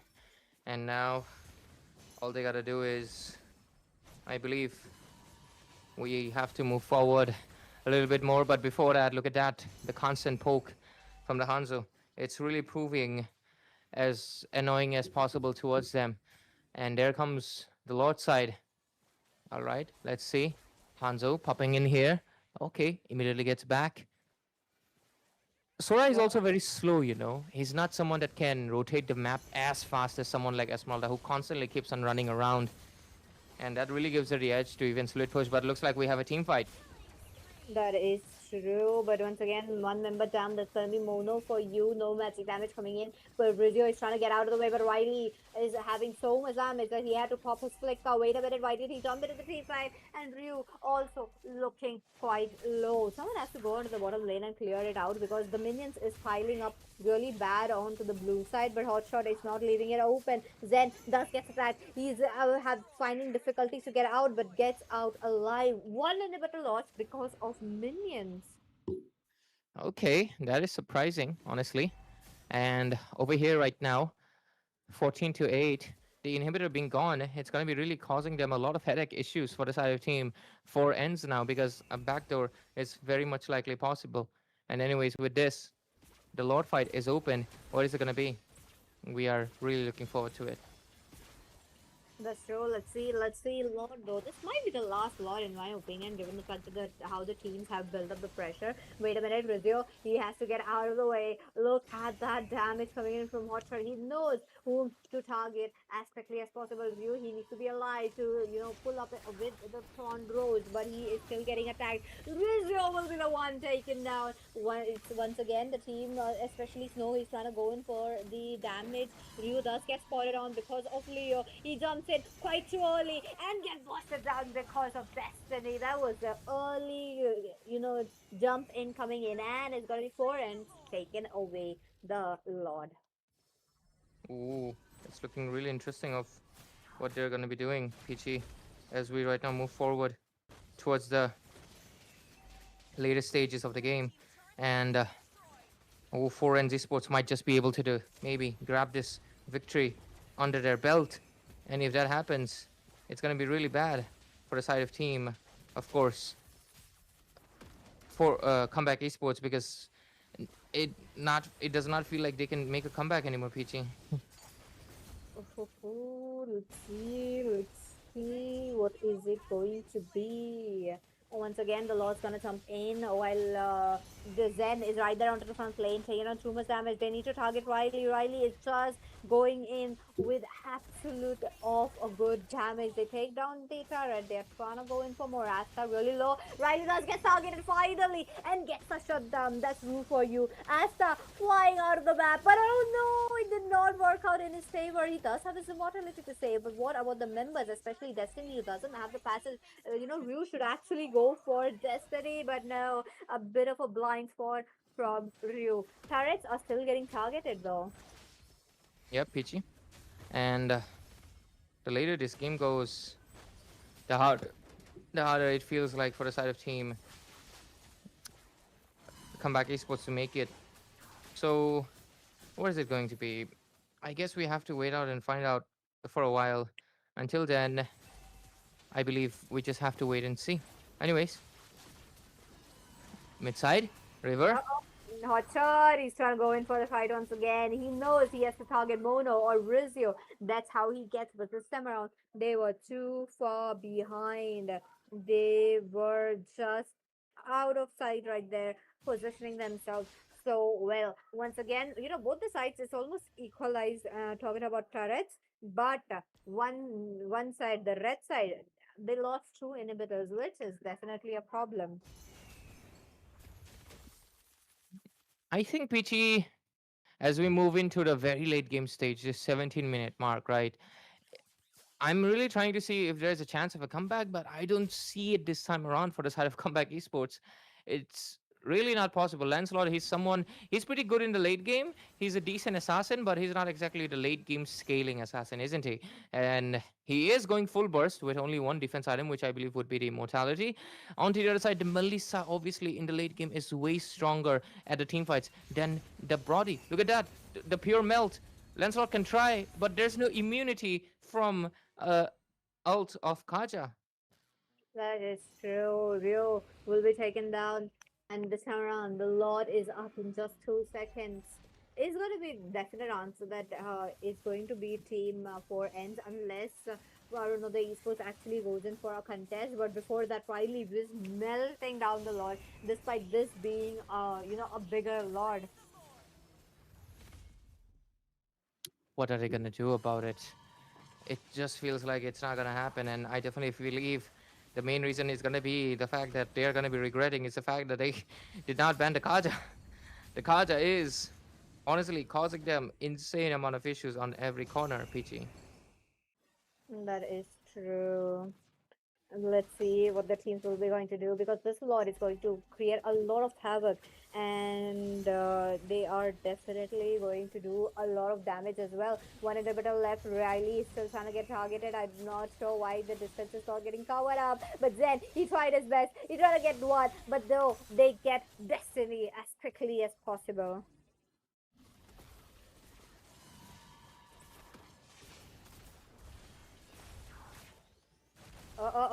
It's again the team is trying to go for the backlinks, especially Rizio, who has been the lane clearance. Leo, he's there, gets the shutdown. The minions, they are targeting the base as quickly as possible. The Lord, they're trying to take down the Lord, especially, I don't know, the esports. What are they going to do? Once again, Snow, he is trying to get Riley, but that's got targeted Mono out of the way. Rizio, he's trying to go for a hot shot, but no, the Rose Gold Meteor saved him up right there. Riley, he Good gets defense. turned off against the turret and pots the wind of nature in the defense. Oh, ho, ho. Shing shing, but Melissa will just dash away to safety. But yeah, that was a really good defense coming in from the side of team. A comeback esports over here. But it's just the fact that how can they make it a comeback? Rizio, he has damage, but he's not really able to. I mean, the shutdown into four ends is really important. I mean, Leo is very important. And I believe it's really definitely already paying it off. But they need more. They need to make it a comeback, to make it a sweep. Riley buys the Wind of Nature again. Did he sell it for immortality and decide like it's not worth it? Not sure. Anyways, Lord is gonna be away for 20 seconds. Ooh, Snow. I mean, it's not going to be a target by Hotshot, but Ryu does get spotted along with Zen.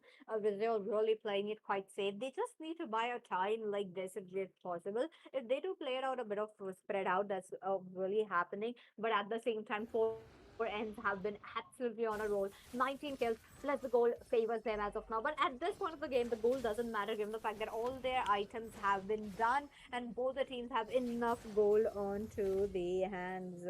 So let's see what they are trying to do. Once again, the Lord is here. Snow, he spots out Hanzo's body. Rizio, you need the wind of nature, man. But Rose Gold Meteor worked out perfectly for you as well. Hotshot, he does get targeted. Frigid Glacier comes in for Snow as well as Zen, who is there onto the front lanes. Asta is trying to be there. But wait a minute. Ryu does get spotted out. Oh no, why did you leave that turret? Like the bush would have gotten the Hanzo, who just left in just one as a wind of nature for Riley as well as the Rose Gold Meteor is here. One shot away. He gets Riley right on the Oh, point. Rizio. Zen realizes the minions are coming in. A hotshot goes in with his another body, gets a member despite being such low. This Ooh, damn. This was a very important fight for, I would say, Comeback Esports. Getting Riley and again Leo once more. They're slowly making a good chance in this very late stage of the game. 22 minutes. It's already very late right now. And by the looks of it, do they stand a chance? I still don't think so, Peachy, because they are just defending and getting something, right? Because look at that. The Hanzo alone is forcing a Sora. Like, that is just insane. That is true. Look at that. Like one member has to go back. They can't put the Rizio back onto the, cleaning the minions up as well. But at the same time, they do need another team fight. So it's just Zen who has to be there, trying to get that. But Mono, though, black shoes. But oh, that gets pulled up by Kaza. Leo is still right there around the corner.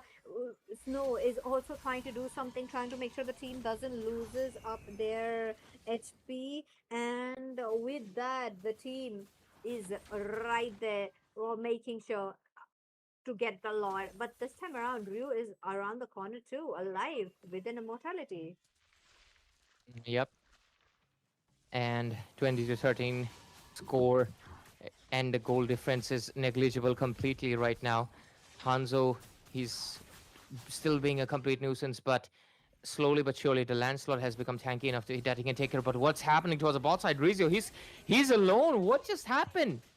That's going to be giving them a lot of issues. They have just lost out their goal laner. And now Lancelot is also not looking in a good position. Is this the end? As four ends might be breaking the end. Leo is right there around the corner. Kaza did not was able to pick up anyone. Destiny does get targeted right there. He does have the passes to get out, and yep, Flicker is going to be a work out for them. But once again, Riley loses out. The immortality will be taken down by Rue. Leo down as well. Double kill for Rue. Going for the Asta. He knows he could get it on, but Snow is still targeting Destiny as much as possible. Snow, he gets the heal as well. Asta with the immortal, I mean the conceal is safely out, but the Lord, they need the Lord, but they don't have the Brody. Yep, Peachy. And with this, I feel this game is very push and pull right now in this after the 20-minute mark. Slowly but surely, the side of team Comeback Esports is making the comeback, and they need this if they really want to make it a clean sweep. Kaja right now still remains one of their biggest threats because he's still on one death, by the way, and that's how slippery the new Kaja is. Constantly flying, constantly hovering above you. He's looking for an angle to be coming in. They are really putting in all the efforts they possibly can into making sure the Hanzo can't retry, and still a good retribution from the hands of Ryu over here. That is true. Once again, the team, both the sides are in for a victory, but especially for the side of red, they wanted more than whatsoever. What are they going to do? Yep, 21 to 16, and it's impressive how they have survived on a single base turret, and right now they are looking for a comeback as much as they can. And with this, the Hexalord is 2 minutes away. So let's see what happens. Is it possible to end it right here? Four and Leo right now buying the Winter Crown. The Kufra pretty tanky right now, taking a lot of damage. But Hanzo, his regen is insane too. Look at that. He almost drained, brought it down to 50% of HP, and that was after he was fighting a Kufra. That is true. Look at the goal as well. Both junglers did manage to, you know, equalize themselves, or the amount of gold. The Lord is hefty as well, is gonna jump in. What are they going to do?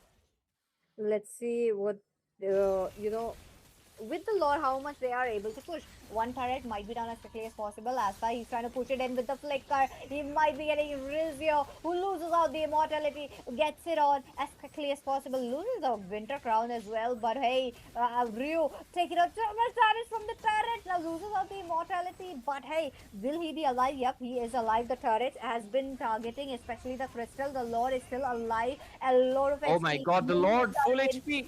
Yeah, there is just no way they could take the Ah. take down that lord as quickly as possible. And for another esports Hey, what is that yellow thing?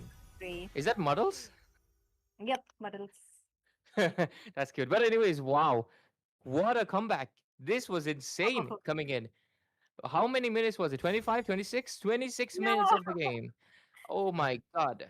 But yeah, impressive KDA too, by the way. 17-24.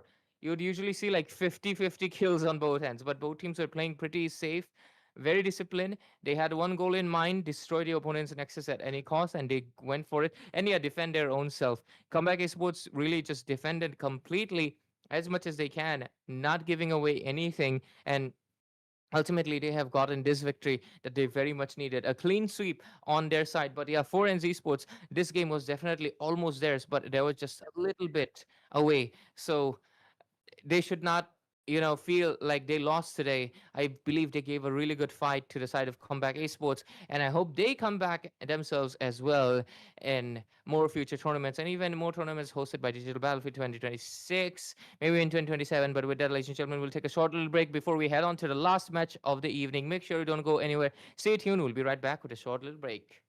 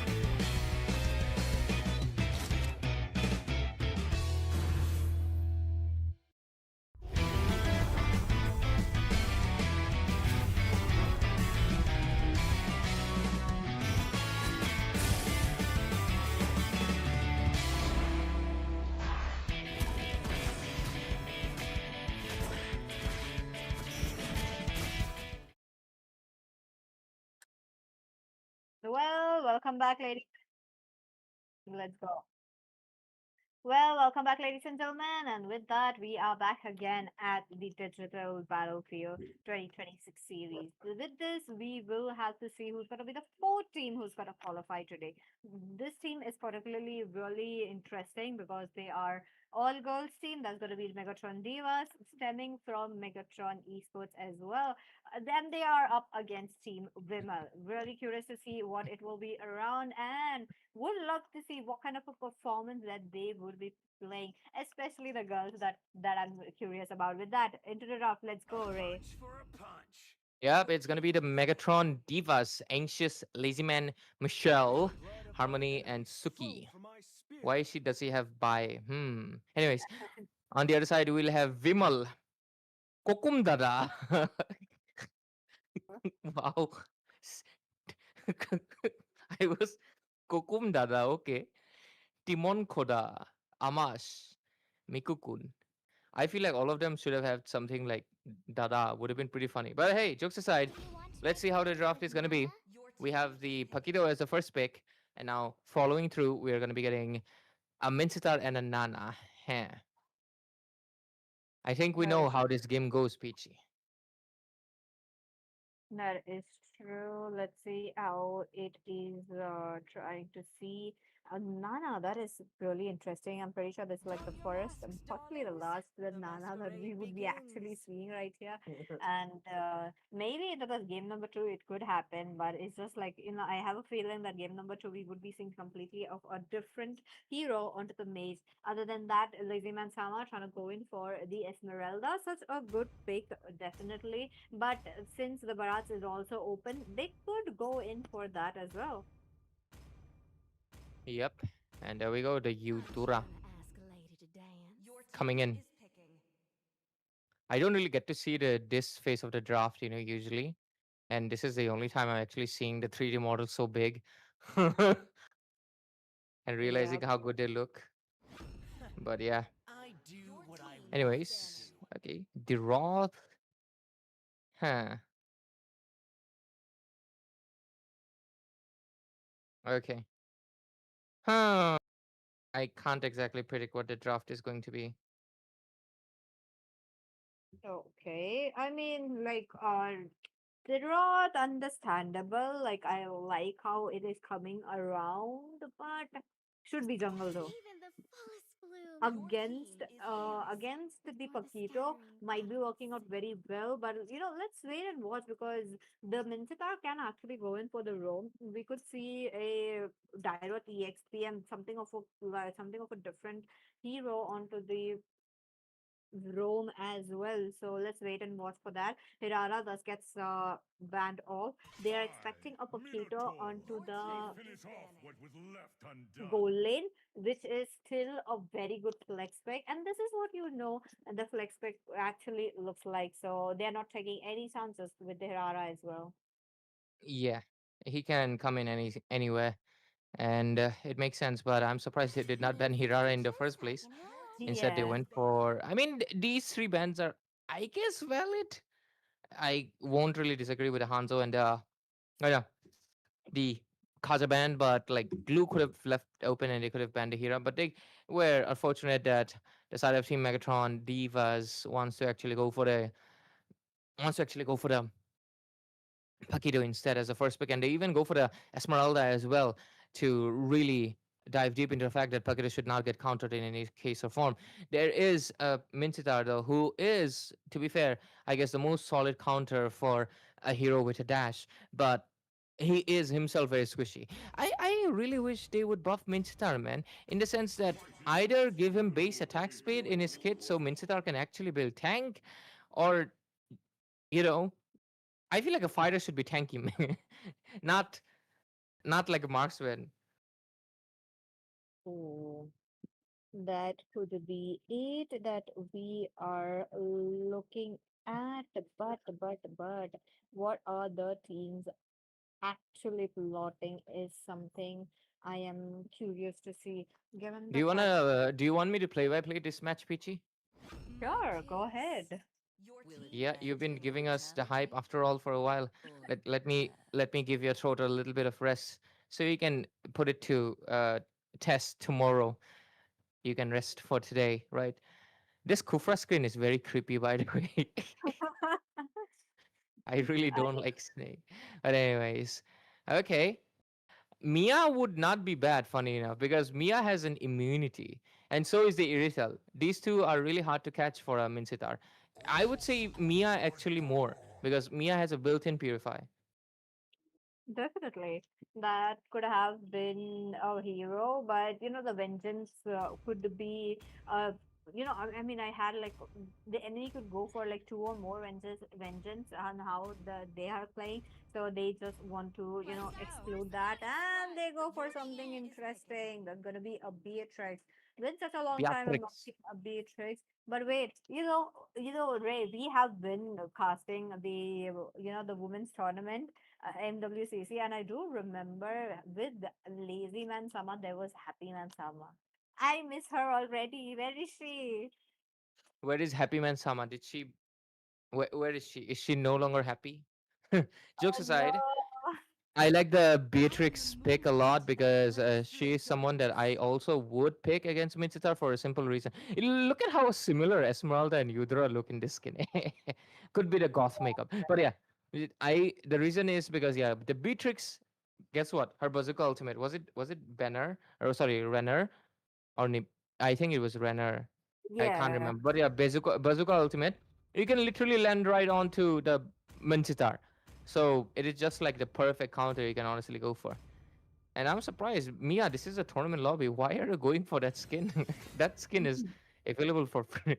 I mean, it is limited, but you could I think you can get it for free for a while. But anyways, we're gonna be getting Guile versus Ryu. Street Fighters. Let's go. Kind of interested to see what the teams are His actually hair looks like a projecting. paintbrush. Agree. But This Alice Alice though, skin is so beautiful though. Like yeah. the portrait is slay. Agreed. But hey, we are into the London. There's gonna be Team Wimble going up against Megatron Rivals. This is something not expected, but hey, boys versus girl. Let's see who gets the first victory. Which team has more girls? One, two, three. One, two, three. Oh, equal. Oh, Anyways, I mean, I'm talking about the heroes, guys, yeah. not Okay, the. yeah. I thought there was like a lot of girls, but yep, the guys were of an equalizer too. Yeah, both sides got two. Okay, is that a Romincy? What? Uh, Surprisingly good considering it's a Paquito jungle. If you play EXP, you're not going to be countering the Paquito at all because you won't be able to join the fight. But over here, Dirot on the other hand, he's going to get harassed.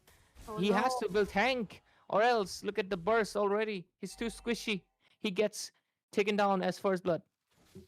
Oh no, that is definitely not it. And it was very, you know, aggressive talking about it.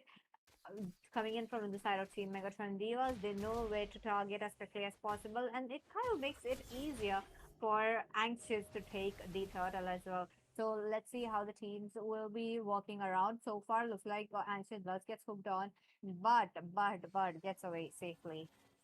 Yep, Peachy, and right Oh, now, okay. nice! I like that. All right, now Kufra getting caught in the midst of it. Uses the flicker. Suki's gonna be fine. But okay, that flicker hook was kinda unnecessary, Mincy. Like, that's a tank. You don't want to waste a spell for a tank, even if you're a tank yourself.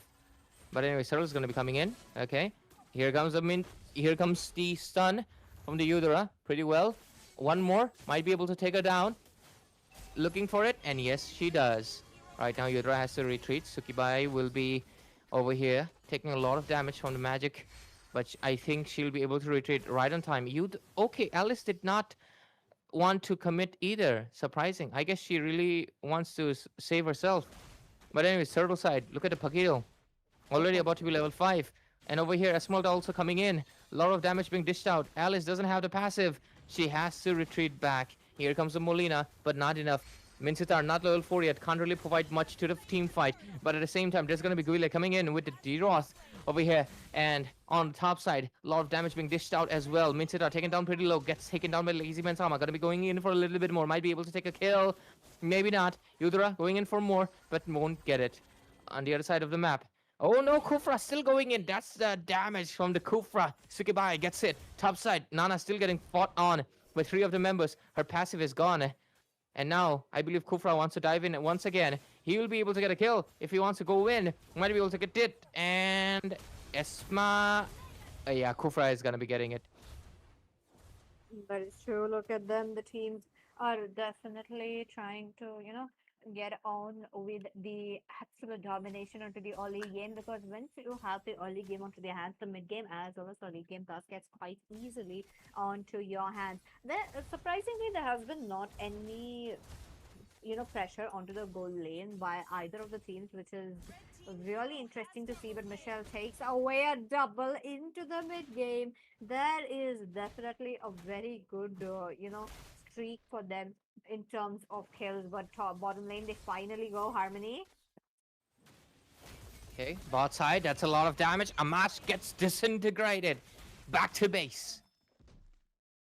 No chance given for the Mia. Like the Mia just committed like a, you know, 1 second of overextension, and she got punished instantly mid lane. Mid side, there's a lot of damage to Sukibai. Gonna get taken down over here. Yudra can't really help it. She's trying to retreat. Okay, why did she not go towards the turret? Not sure. But anyways, Paquito coming in, gets a little bit of a Molina in front, but still has the dashes and the movement speed to get out of there. Alice just gets bursted. Taken down right now. And over here, Esmeralda coming in with the damages. Gonna be most likely able to take down the Dana over here as well. Here comes the hook. It's a really good one, but a really good flicker considering there was no King's Calling coming in from Mincy. Gets second down. Might be the next one popping up into the list. Let's see what's gonna happen. They're still gonna be going in with the Esmeralda on the other side. Nana gets taken down. But Harmony pays a price with her life. 14-2 the score is. Esmeralda gets a double kill, and now they even won the mid tier 1. And with this, the side of Megatron Divas, they're doing pretty much good. 100%. Look at them. They are able to get the total onto their hands easily, I do believe. But oh, Kokum Dada, he's just stunned out, and that's not looking quite good. Nana's Molina comes in quite a clutch, but Ray. Okay. Over here, Leziman Sama takes a lot of damage. A bit of aggression will pay her life. Anxious also does the same thing, but so does the Alice. Everyone is playing a little bit overextending and gets punished immediately for their misdemeanors. No chance open right there for any of the sides. If even if the side of Team Megatron Divas do make a mistake, it is the side of Team Vimal taking absolute advantage of it in just no time. That goes the same for Megatron Divas as well. Looking at the itemization, and she's going in for the Sky Pierce. Sky Piercer. Yeah, that is a bit fishy. Was expecting something else, but no, that's not gonna be it. Once again, Kokum Dada, lower HP. Okay. King's Calling is going to be getting used. Esmeralda on the top side. She's just going to be running away with no issues on her end. This is going to be another free turtle for the Paquito. And the last one in the game. And look at the Udra coming up with the damages. Here comes the Alice with a really good combination of the Wrath of the Throne. But it's not going to be enough. And gonna get taken down. 19-5 score. Oh my goodness. Okay, it's not over, Kupra. Really good. Tyrant's Revenge right there. Immediately getting it. And now they are just ready to go for it. That was a good Tyrant's Revenge coming in from the side of Sukibai. 100. Sukibai? I don't know. But they take down the turrets. The turrets are being opened, and even with a Mia, the hero such as a Mia, they are not able to push up as much as possible, which is really interesting to see. MC taken down, Anxious. Okay, that is another really good. The Throne of Ruin coming in from Alice. But regardless, the set is just a set. You need follow-up. You need damage. The damage is very lacking. Here comes Beatrix with the damage, but the legendary actually goes to the hands of Michelle. And now 23-5 score. They are doing pretty dominant. They want to end this game in 10 minutes. Highly possible, but at the same time, it has gone one-sided into the hands of Team Megatron Divas. Look at them. They leave nothing open for the side of Team Vimal. Turrets are being taken down, Suki. Okay, top side. Oh, that was a very close one, but no, it's gonna be the Emblem's burn talent taking down Deroth over here. And now 24 to 5 score. At this side of Team Megatron Divas, they're just pretty much clear to ready to end. Okay, Kufra misses out the jump a little bit, but she's gonna be fine. She's too tanky to be dealt with. That is definitely true, but oh, King's calling. Okay, King's Calling popping in. They finally get someone. Michelle's gonna get shutted down. Fires death of the game. But look at the burst coming in from the bazooka of the Beatrix over here. It's just gonna be able to burst out with no chances of redemption. Over here, anxious, not anxious at all. Instead, making her opponents anxious of where she's gonna be coming in from. That is true. Look at them. They go for Kokomdada, gets it, and I like that Sky Piercer. Once again, now Dara trying to do something, gets Beatrix, and a double kill for Anxious. Okay, 27 to 8 score. Lord spawned in. They might be able to. Uh, they should just go for the Lord, honestly. True. They need a lot, and I do believe they would be getting it quite easily as well. So there's not going to be any chance. But with this lot, if Team Megatron Divas are able to open up the inhibitors, that's going to be a huge advantage that Megatron Divas are looking forward to. So let's see if that's going to happen or not. Once again, it's going to be a bit of a slow game as usual. Yep. Lord's gonna get taken down. Almost 9 minutes into the game. And we're looking at the side of Megatron Divas almost having the game in their pocket, just waiting it out now until they can end the base. Mid side, the Holy Base thing is gone. Bot side is gone as well. So they have two turrets where they can honestly end the game wherever they want to. Let's see. Once again, the turrets are trying to, get opened up as quickly as possible. But the team, though, they need to make sure to get those turrets. Once again, you do see the yeah, all the tier trees down, the Lord being opened up as well. What is it going to be for Team Vimal? They need an absolute domination. There you go, defense. Good defense. They're trying their best. The Lord is taken care of. But now they need to take care of their Megatron Divas right now. Here comes Nala's Molina Burst. It's not enough. There's the King's Calling, but unfortunately the Beatrix Burst is way too much. They take down, and might be another kill right here. Alice, time and time again, she's really putting in a really good Throne of Ruin, but there's just no one to be following up. That's the thing with Nana. They could not combo wombo at all. Jirot is also not able to provide that much. He's gonna get taken down, but no, actually Anxious makes a little bit of a mistake, takes too much of a turret damage to get taken down herself as well. But the base is laid out exposed. It might get taken down right here. What's gonna happen? They want to end it. Will they be able to end it? I believe they might just be able to do it right here. And this might just be their game number one secured in the bag. Team Megatron Divas left nothing open for Team Vimal taking it down in a clean sweep. What a game. What a game that they have played tonight. There you go. Wasn't expecting that early onset, like such an early game, but hey, we got it. Team Vimal this time around, I do feel like the Nala doesn't fit there right well.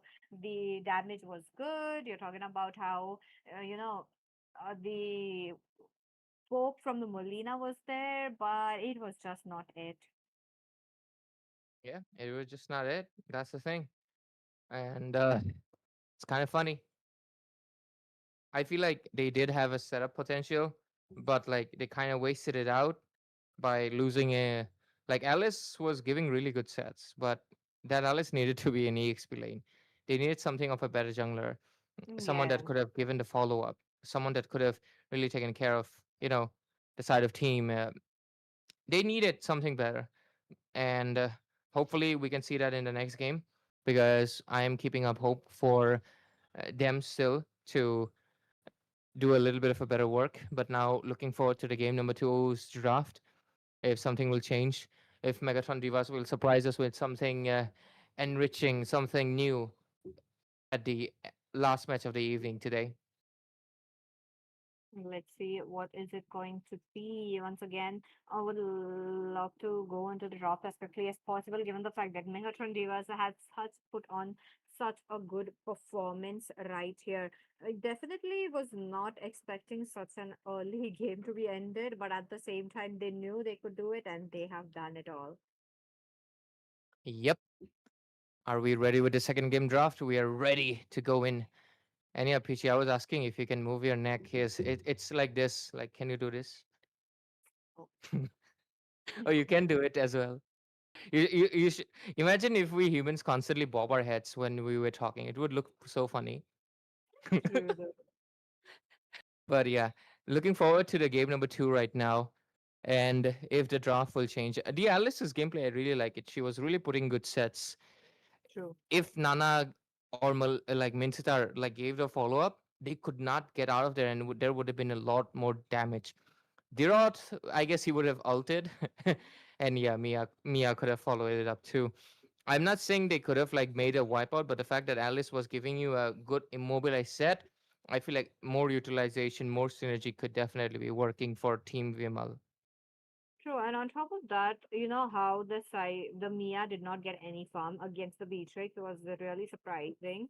And on top of that, like was expecting a bit of Mia to have the snowball rolling up from mid to the late game. Yep. And now, are we ready for the game number two draft? Okay, it hasn't Mm. started. I was trying to listen to it, but yeah, game number two. We are looking forward to it right now. As soon as the draft starts, we want to dive in. I want to see what they ban. I feel like their bans were pretty good. It's just their picks were, I don't know, like Very Nana. ranked pick. Yeah, very ranky. Funny enough, Peachy, I feel like the meta is very rank itself. Agreed. Well, like The you meta have, itself feels like rank game right yeah, now.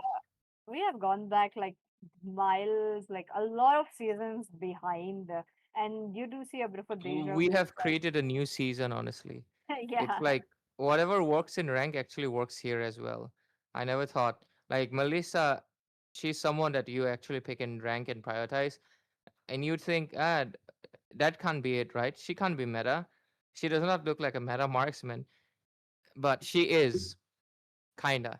It is hilarious considering like Claude is still a meta, but Claude actually exactly does not counter her. Claude counters her in the laning, but in a team fight, Melissa wins it, and it's mainly due to the fact that Melissa right now has a buff, you know, for Mythic and above players. You've seen that, right? Her cooldowns are much lower for every player who's in Mythic. It's kind of odd.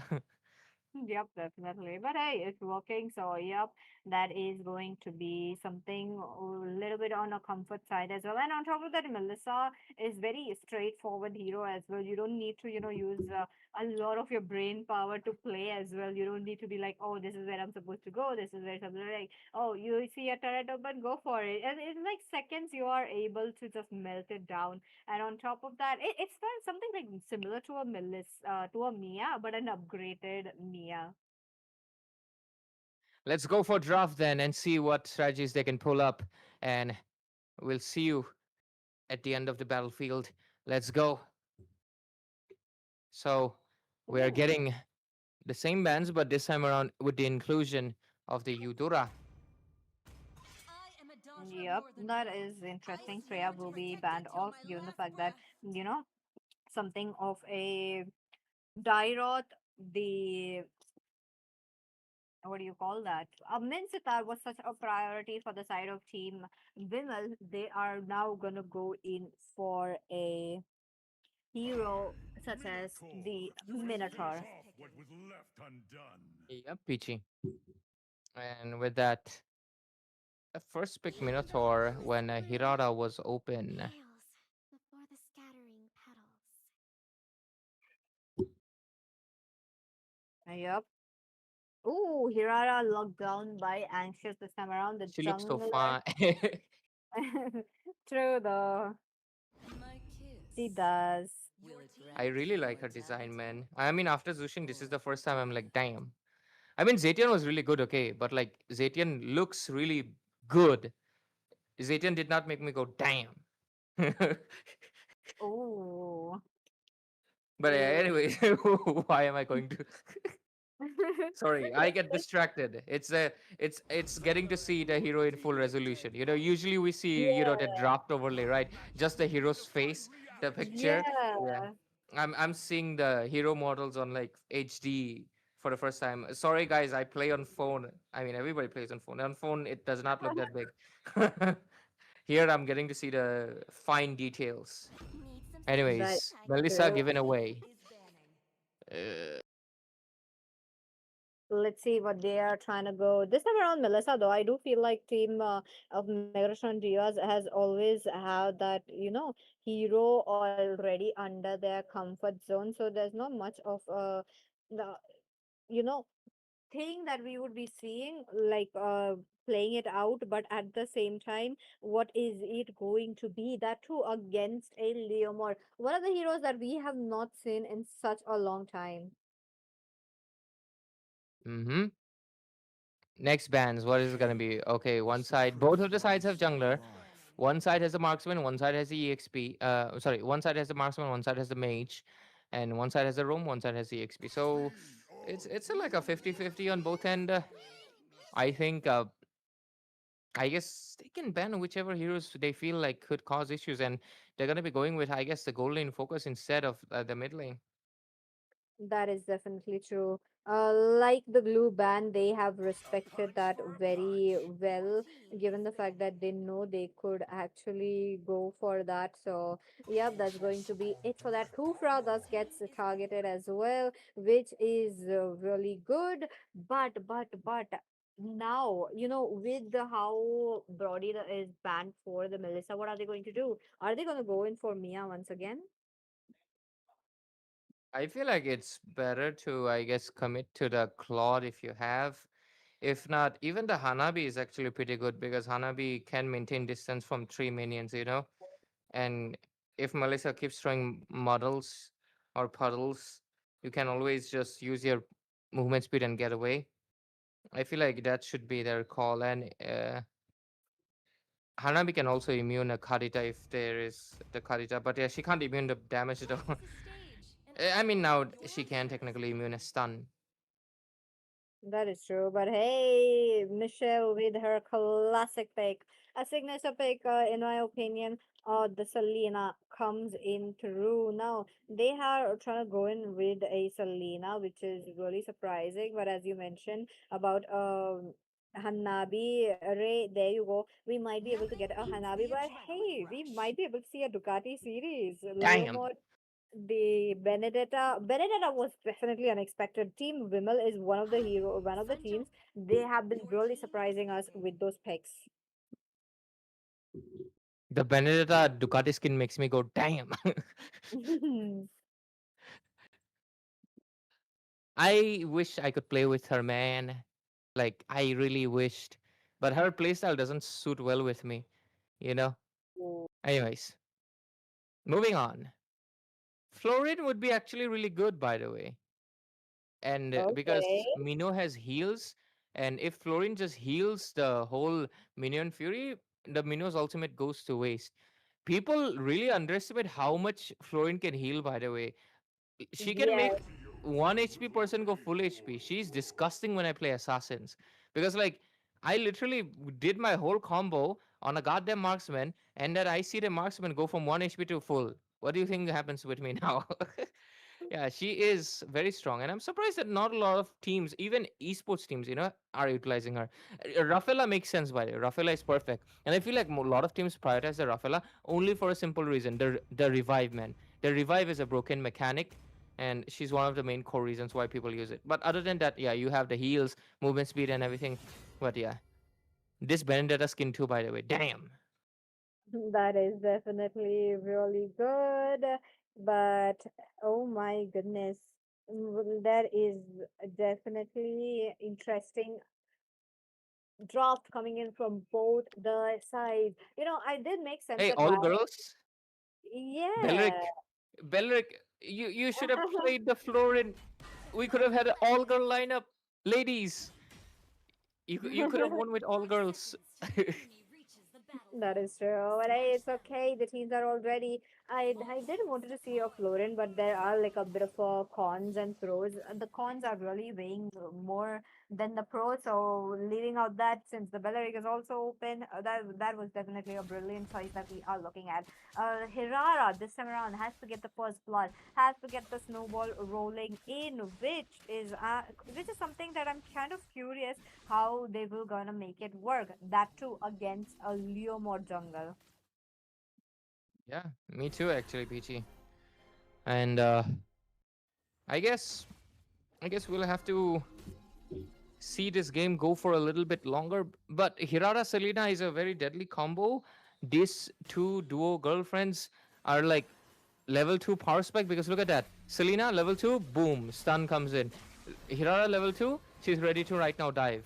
So if Selena and Hirara already connected their stun onto Leomord or God, that would have been a first blood right here. But yeah, it connected into the Kokumdara. So unfortunately, no first blood just yet. Hey, God. Hey, God. Okay, Oh, Mino takes it. wait a minute. There you go. First blood coming into the hands of Michelle. Now, early game, that was definitely a Selena's kill. Yep. That's the thing with the Selena. Early in power spike. And Melissa over here. Oh, Hanabi really making good use of the bush. Used to dodge the models. But over here, Selena has two traps. God damn. Really getting the vision on the bot lane. Really helping out Melissa quite a bit. Making sure she knows that a Leo mode is coming. Top side, that's a very vulnerable Benedetta. Immediately gets taken down. That is true. Once again, the teams are definitely trying to do something, but will it be enough given the fact that the first turtle is most likely to go into the hands of Anxious? Suki is really trying to make sure that Bizularo connects so well right there. Anxious just gets the turtle. There's going to be the Timon Kora really trying to give a very good attempt, but Lazy Man Sama is right there with the Alice trying to go in, but they are not forcing out a fight. They don't want to push it in. Once again, oh, there you go. Another abyssal arrow onto the Minotaur. No space left for him to move out. Yep, Oh, PG. Okay. once again, it does connect. Michelle, she's on a roll with her abyssal arrow. Yeah. Perfect display of what can happen when you have. Oh, again, once more. And she goes in with the flicker, but mistake. Her dash went into the wall. She gonna get punished, but the fact that beautiful stun connected. But yeah, that is a big shutdown. Honestly, like 5-0 suddenly gone. But hey, that is insane. By the way, Michelle is responsible for 5 kills. Yep. Like every kill at this point, this cohort is seeing is there onto, Michelle's hand. That is definitely crazy. But hey, we are yet to see another fight that is going to break out. The team are trying to do something, but before that, Suki really looking quite low, will be taken down by Timon, but Timon will be getting double kill here as well. Okay, 2 for 8. Michelle finally giving away a few kills to her teammates. Jokes aside, Anxious with 1, Harmony with 2, and Lazy Man and Suki. I think even the Belric can get a kill, by the way. Belric is a very aggressive tank. Lazy Man Sama on the top side takes a lot of damage from the Benedetta. Does she want to get chased? No, I don't think so. They're just going to get back. And for now, oh, another killing spree. That was a close one. But Amash really outplayed. Honestly, like 1 versus 2, and she wins it. But to be fair, Hanabi is actually better the more you face. you That know? is true. But hey, that is still not over. The teams are right here trying to do something, especially towards Michelle. They are going in for a chase. Look at that. They get NC. That's going to be anxious for you. Once again, anxious trying to go in for more. And yup, gets the double kill. Yep, Peachy. And with this 11-4 score right now, we're seeing for the side of team Megatron Divas And as we move forward even more and more into the game, it's pretty clear that the Divas have the lead. Look at Timon Koda just getting bursted every time.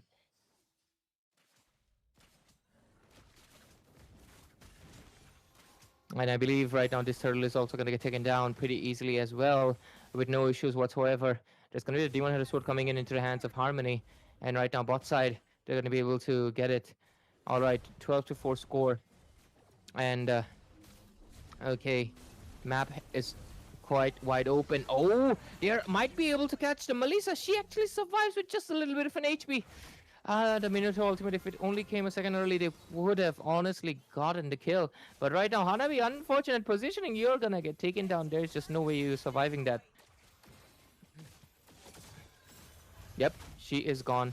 She is buying a lot of time, but unfortunately, yeah, I told you, Balrek was gonna get a kill, and there she goes. She gets a kill, and now we move forward.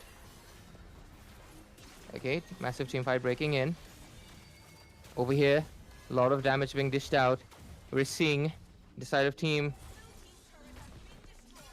Oh, really good ultimate might be coming in. Oh, Alice already used her ultimate. That's a Mystic Gush popping in. Might be able to get something. No, gets taken down. Double kill secured for Anxious. Triple. Is she gonna be going for a Maniac? She might be able to do it. Uses the immunity, but that's a lot. She gets taken down.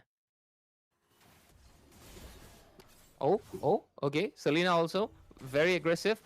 Benedetta survives with of inch of her health. And with this, she's going to be fine for now. But 16-5 score. Only been 7 minutes into the game. And it feels like the end is pretty much near. Turtle is not even up yet. 20 seconds left on the clock. And I believe the side of team Megatron Divas will take it with no issues. They're just way too ahead right now. And it really makes it hard for them to do anything about it. So what is it going to be for the side of team Vimal? We just gotta wait and find out together. Okay, oh my bad, I thought I was lagging, but okay, I'm back. Timon Kora is on it for a damage, but hey, there's going to be the immunization coming in from the Hanabi, who's trying to deal damage onto Suki. Not a great idea, but Harmony jumps in. He knows that she could deal damage, but the damage coming in from NC is just far too much that she has to back out. So far, Amash will be taken down no matter what, because that's the marksman that they will be targeting, and Team Megatron Divas are still on for one. Ew, nice damage coming in from Michelle. Nice abyssal arrow, but the stun onto Harmony will be it. She popped her ultimate right on time, and another abyssal arrow. Michelle is all alone. They could go in for a chase, but knowing a Selena who is in such a high level, I don't think they're going in for one. Yep. Okay, golden stuff popping in for over here into the hands of Melissa. Her damage is really becoming extremely annoying for the side of team Vimal over here. 19-5 scoreboard right now. And we're looking at the side of team Megatron Divas just getting the Lord with no efforts over here. Alice, the very strong front line, not even taking much damage anymore. Melissa dishing out even more and more damage. And by the looks of it, it looks like, okay, a good stun landing on. Who has the highest death so far? I guess Hanabi, okay. But to be fair, she has done quite a lot of work too. Oh, look at the damage from Melissa's models alone.